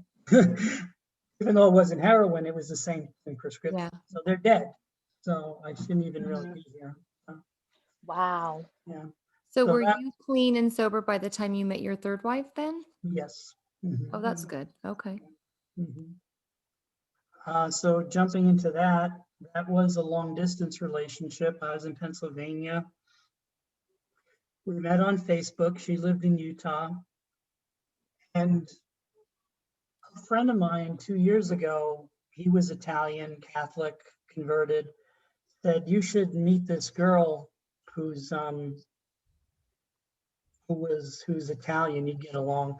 So he gave her a name. We became Facebook friends. And we would just I would just wish her happy birthday every year. And then I could tell, you know, on Facebook, people start posting things like they're sad, or you can tell when people are down on Facebook. Hey, And so I just said, Joe. are you, I just have a real quick question. I'm trying to create a mental image of this girl as we're going along here. Is she like the Italian, like Jersey Shore girls? So are we talking like Snooki here? What? Tell me about Italian. How Italian is she? you know, it's funny, in New York, I never dated an Italian girl. I dated all a Jewish girl. Oh. Oh. Yeah, I never, You were chasing the money, weren't you? well, Yeah. to answer your question, Everett, how much Italian is being from Naples, Italy? He is from Naples, Italy. Oh. Oh, wow. Oh. Very Did she have Italian. nails Oh, wow. like this long and like, did she And twirl? big hair. Yeah. Yeah.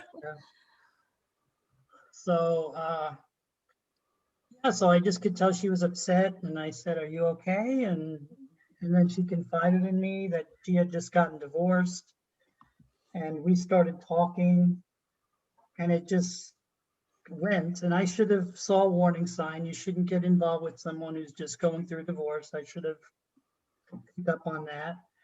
And we did the long distance dating, and I came out to Utah once, and she came out by me twice.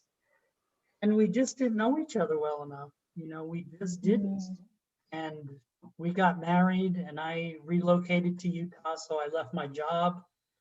I finally came to terms with my kids who were in North Carolina, leaving the East Coast. That was really difficult, but I realized I have to live for me. I can't follow my kids all around the country. And I was finally able to do that. So I gave up my job. I moved to a different state. I'm getting into a new marriage. I'm getting 4 stepchildren. It was a lot. Now, how old were your kids that were in North Carolina? At that time, they were 16, 17, maybe. Oh, okay. In high school. Okay. Yeah, yeah. So we just didn't know each other well enough. And it was because of that. And I had some inclinations. We would always Skype all the time. And I don't know what the conflicts were. I don't remember. All I remember was 4 out of 7 days of the week, we were fighting. I was unhappy. And I remember saying, you know, how are we going to get married? 4 out of 7 days a week, I'm unhappy. And Oh, she this said, is well, before you were married? You were unhappy 4 out of 7 days before you were married? yeah, well, we were doing it long distance. Okay. And she said, well, we're not there for each other. We're not there to give each other a hug or do this or do that. So it sounded okay. And went out there, got married, and it was not good. Again, I'm not going to speak for her. I can just speak for myself. It was not good for me, and it put me in a very bad place. I started getting sick physically. I got insomnia, anxiety, stomach cramps. My blood work was off. It was very bad. And And how long did you date before y'all got married? well, it was long distance, so I Right. mean, 6 months, but Oh, did you say that? Okay. not very much Oh, at that's all. right. Yeah, you said that. And so after a year, once I started getting physically ill, I'm like, you know, I can't do this anymore. So Was she kind of on the same page with you at that point? Like, yeah, this isn't. This isn't working out. She still wanted to stay married, but I could not. I could not. So the first two marriages were temple marriages. This one was not, which was a blessing. Are you One still more, friends with her? It seems like the other two you're really good friends with still. yeah. No, because it was so dysfunctional, and I came out of it with post-traumatic stress. Actually, I came out with something called CPTSD. It's called complex post-traumatic stress. You know the fight or flight mechanism with your cortisol. I was so in fight or flight for a year straight, and it just burned out my whole body. It just destroyed everything. Because I was always tense, I was always walking on eggshells, and I just was a mess when I got out of it. So no, I am so crazily open-minded though, that when we got divorced, I had to take a look at myself and say, okay, well, why was this so bad? You know, how did I contribute to this? Granted, I wasn't happy, but what did I do? So I'm like, well, Joe, you went across the country, you left your job, you got into a new marriage, you inherited 4 stepkids. So I said, It's a lot of change. maybe a lot of it was me too. So somehow after we got divorced, we were talking for tax purposes, and I was open to actually trying again. Because marriage is sacred to me. You know, I do not get married to get divorced. It's sacred to me. So I said, if I don't answer this question, I'll live the rest of my life not knowing if we could have made it work. So even though I had been through all that, I had to know. No, if I didn't know, it would haunt me the rest of my life. So we tried again, and I said, okay, we can date. If it gets better, we can date steady. If we date steady and it gets better, we can go into therapy, and then we can try. We dated. It never got to the point where we wanted to go steady. We weren't dating other people, but it just never got to the next step, and it just didn't work. So I'm glad I did it. I'm glad I did it. Yeah. And how long ago was that? Like, how long have you been single since then? Since the divorce or since the trying with her Since the again? trying. Since the divorce. Oh, since the divorce. The Let's divorce, do both. We'll the do both. divorce, Let's do both. divorce 3.5, the trying 3, I would say. Something like that. So it seems like there was a lot of soul searching and identity searching happening at that point too. Well, you see, I've been through a lot, and I thought I had been through everything, and that was, I'm just going to say it was one of the worst, not because of her and anything, it was just the dynamic, one of the worst years I've ever had. So it took its toll on me. It really did. And I'm doing much better now. I feel fine. I don't have any of the symptoms or anything like that, any of this PTSD but it took a while to come out of it.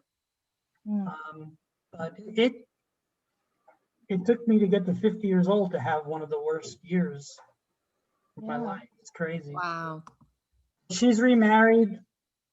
God bless her. You know, her and her new husband. I wish him well, and you know, that's fine. So then, I mean, obviously going through You these. didn't know you were going to get all this stuff when you invited me on. That's what we like. Man, Yeah, We real, like. authentic. Yep. Well, if I feel I can help anyone with anything I've been through on my journey, that's what's important. So I decided to just be very transparent about everything. And it's funny, you know, I laughed at the lesbian thing, 28,000 at BYU. It's amusing. I'm funny. I'm Mormon. I don't drink. I don't smoke. I don't drink coffee. I don't drink tea, but I become a drug addict. You gotta laugh at it. It's funny in a way. It's crazy, right? So the timing was right with my mom, and it just happened. And as I overcame it, I'm stronger. I'm better than I ever was. And it is what it is, and people can either accept me for it or not. I'm good either way. So Joe, I just have one kind of question for you. And then what we're going to do is open it up to the audience and kind of have people come in one at a time, ask you some questions. Because I know we've got some people that are interested in, picking your brain on some of these topics. But now that you've gone through these, you've obviously had some experience with marriage. You've kind of seen what works, what doesn't work. Do you feel like you have a pretty firm grip on what you're looking for this time around? And if so, what is that? After my first marriage, I made a list of everything I wanted after my first marriage. I don't have a list these days. I think I just had a lot of experience and I know what I want when I'll see it or when I'll find it. I don't date a lot. I really do not. I went out last year, 3 dates. I think it was all the same person.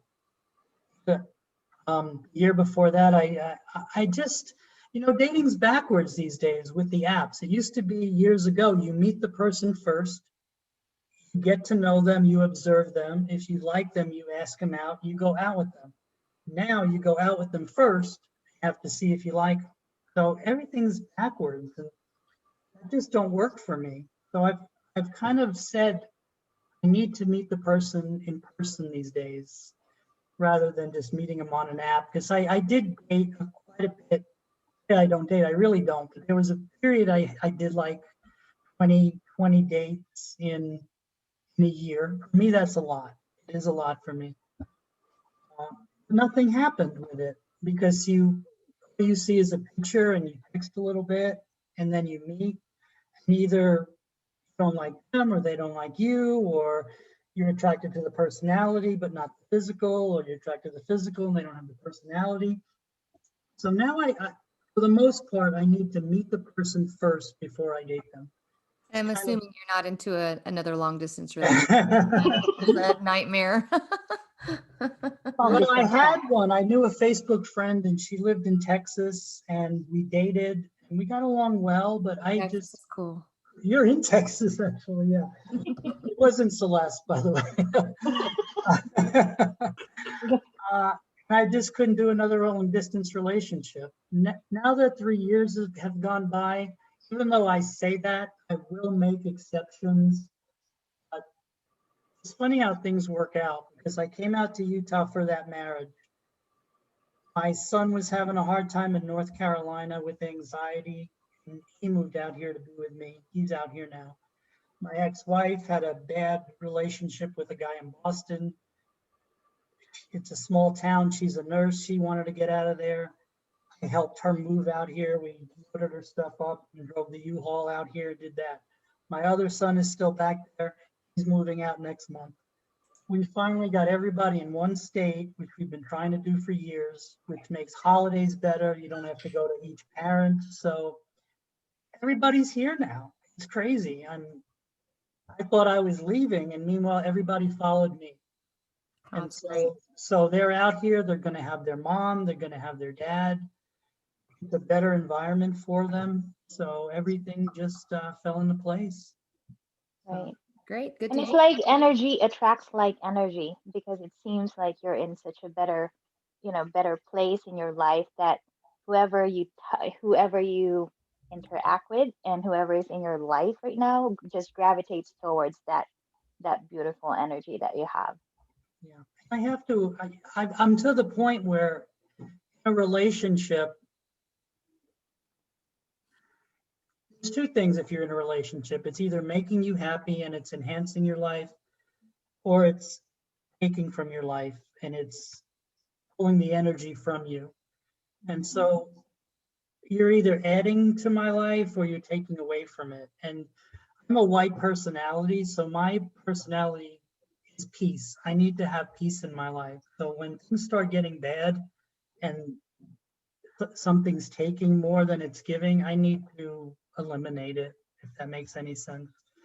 I stay friends with everyone. I mean, my girlfriend since I was a kid, for the most part. Everybody, you've helped a person become who they are, and you've shared a chapter in their lives. I'm still friends with my first girlfriend in New York. People I've dated, I'm still good friends with here. And I think that's how it should be. There are people who come into your life that just take too much, and sometimes you just gotta look at it like an orbit. I'm the sun, and depending on how I feel about the person, you might be Venus and I might let you in close to me, or you might be Pluto. Not that I don't interact with you, but I decide how close I'm going to let you in. That's kind of my analogy on how I do things with everything.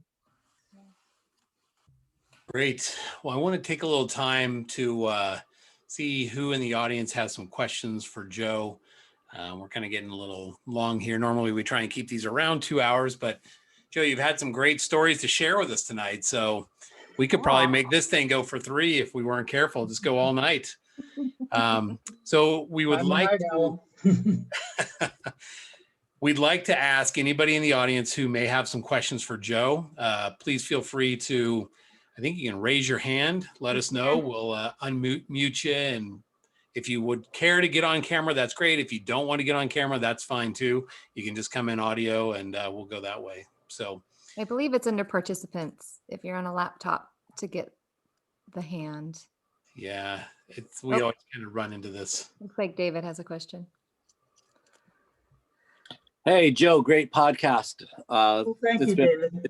It's been really great. And I'm glad I stayed on with you rather than listening to the North America West devotional, because you can watch that later. My question is, so now that all your kids are eventually moving out, your 2 sons and your ex-wife, is she remarried as well? No, she's not remarried. No. Okay, so here's my question. So is there any chance with number 2, now that she's moving out? You kind of tried it with 3 and that didn't really work, but what about 2 now that she's coming back out?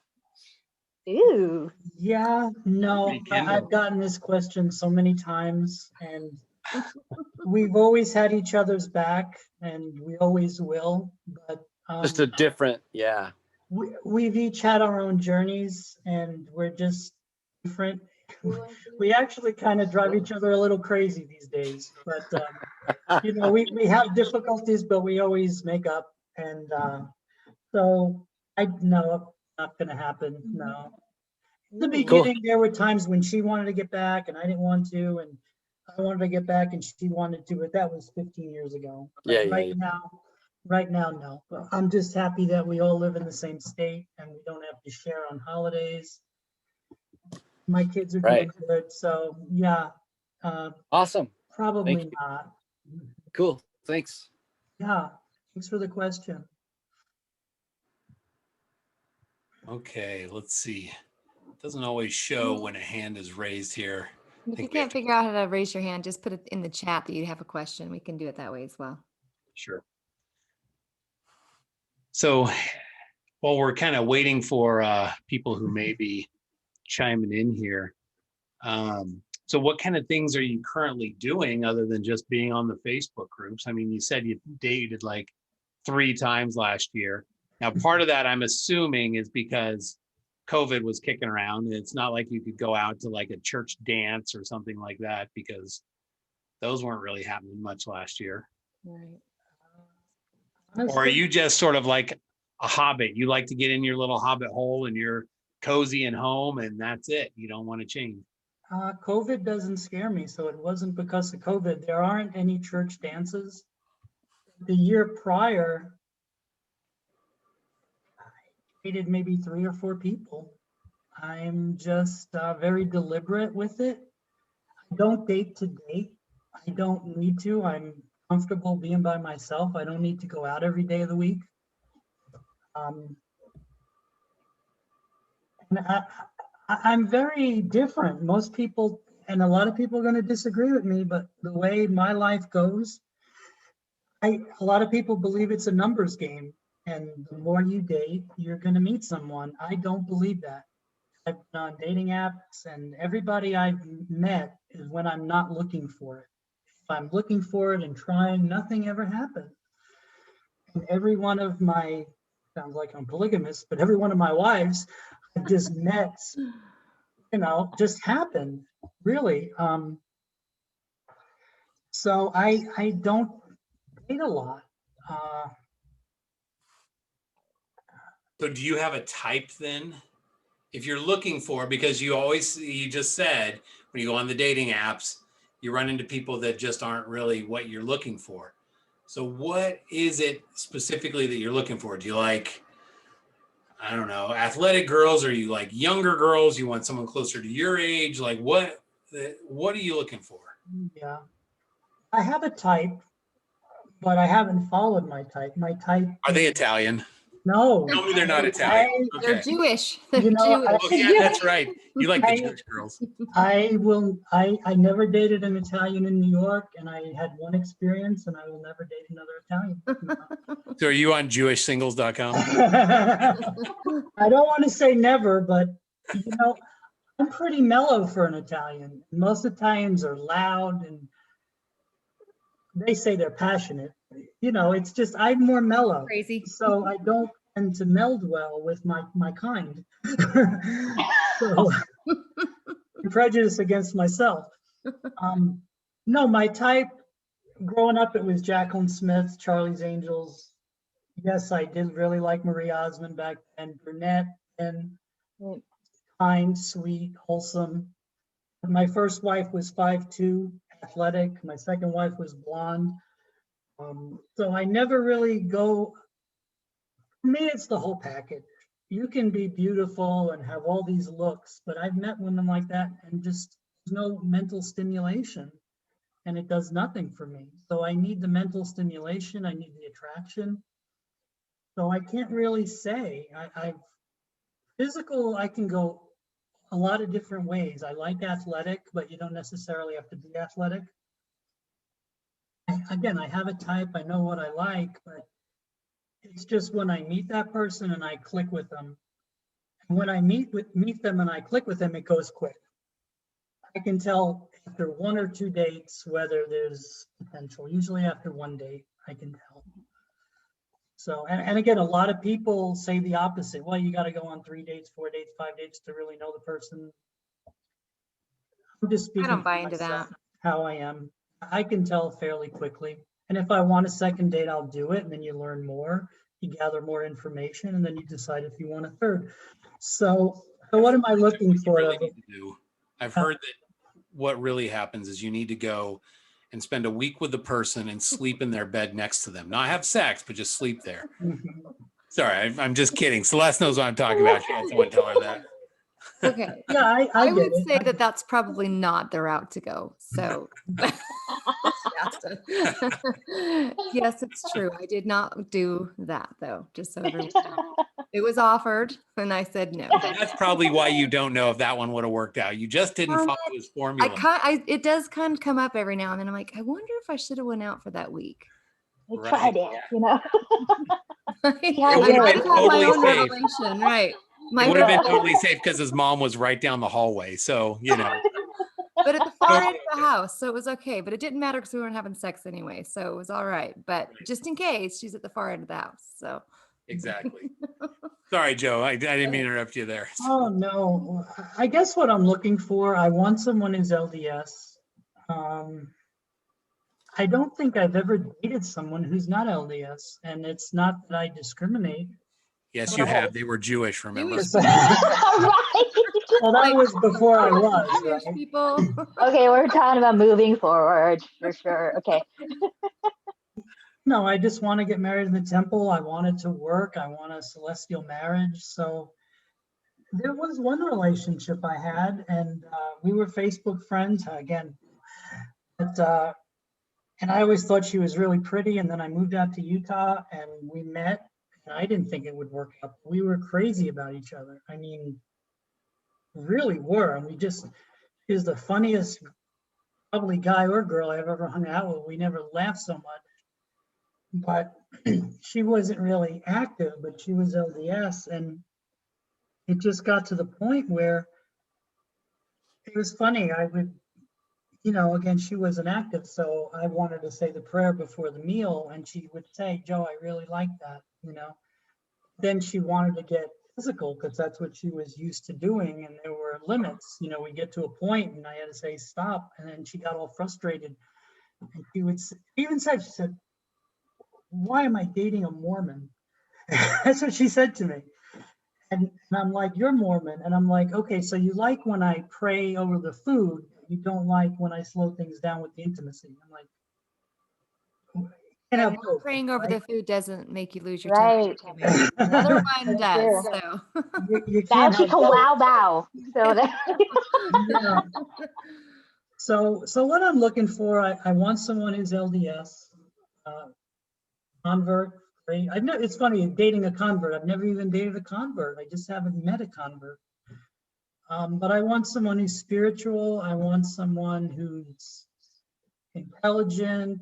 Obviously, there's got to be a physical attraction. I want someone sweet, kind, easygoing. I don't like too intense. Do you feel like you're more picky now, having been through what you've been through, than you were in times past? Absolutely, because you don't want to have another failed marriage. I don't know if I could go through another one, I'll be honest with you. And so I am. And I'll be honest with you, and I don't know how to phrase this in a good way, but I've had such a life with so many ups and downs, and I've had to overcome so many things. Sometimes it's hard to relate to people who've just had, nobody has a perfect life, but sometimes it's hard to relate to people who haven't had struggles and have had to overcome things. So sometimes I just have trouble relating to people who haven't been through certain things. So that's kind of weird. So I'm a little picky there because trials bring growth, and sometimes it's just hard to relate. And there are going to people who are going to meet me and say, wow, there's too much there, and I don't want to deal with that. And that's fine. There was one girl I went out on a date with. It turns out her ex-husband grew up in my neighborhood in New York, and she's from Utah. And we went out on a date. She was married to a guy from my neighborhood. Did you know the guy? No, I didn't. We were about the same age, but I didn't. It would have been wild. And she's a Utah Mormon, and it turns out he was in a car accident and he got pain meds. And after the first date, I shared my story because I could relate to what she had been through, and I know what she had been through because I was on the other side, and I know. And she just said, "This is kind of freaky. You're from his neighborhood. You guys have been through the same thing. I can't do this." I understood it. I can understand it. I felt it was a little premature. That's almost like saying, look, I just can't do it. You wear Nikes. My ex used to wear Nikes. Yeah, Just because you're from the same neighborhood doesn't mean you're the same person. I mean, it was okay, but I thought she could have been a little bit more open-minded. The point is, you're going to meet women or men who have had spouses who have been through this. And there are some who are not going to want to do it again or risk it, I should say. So, and I can respect that. I can totally respect that. So I don't have a problem with that. Would you ever consider dating somebody who is a widow? We had one on our last podcast who still sealed to her husband, who is deceased, but is now currently getting remarried to somebody, but not sealed to that person in the temple. Mm-hmm. Is that a scenario that you would ever consider? Somebody who is still sealed to their deceased husband, but still looking to get married? Yeah, I have never dated a widow. The biggest thing, and I think this has come out for a few people, is feeling like you'd be competing with a spouse who passed away. And a lot of the people say that's not the case, but you kind of would, even though it may not be that case, but I would feel like I was. I don't think it would deter me. Now, I don't remember, things have changed a lot in the past few years. Can a woman be sealed to more than one? Used to be able to. No, the man, I'm sorry, I'm going backwards. I want a marriage for eternity. So it's a tough question. I'll know when I get there. yeah, that's I a don't tough have an answer for Yeah. that. I do want to be sealed to my wife. That's all It's interesting because the last lady that we had on gosh, it's been a long week already. Today's Sunday, so Wednesday. She is getting remarried. She's still sealed, like I mentioned before, but I thought they had a very good perspective on it, and that was that the guy she is marrying said that Heavenly Father will definitely make sure that he's taken care of in the next life. It's not like he's going to be like, well, should have chose better because she was already taken. Sorry, man. It's kind of like musical seats, and you sat down in one when someone was already sitting there. Mhm. And I do agree with that. There's so much we don't know here.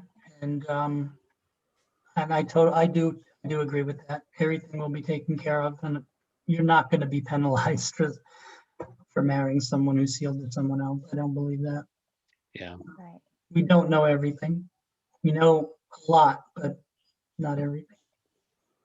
Yeah, I think for me personally too, it's thinking so far off that maybe like living in the now, dating that person in the now, more the present, and if everything starts to work out, then those are the details that you can work out down the road, instead of like cutting off all those selections just because Right. they're either sealed or it's too for the future for me. Worry about it when you get to it. And Right. I'm sure the Yeah. spirit can guide you come that Exactly. point. Yeah. So, Right.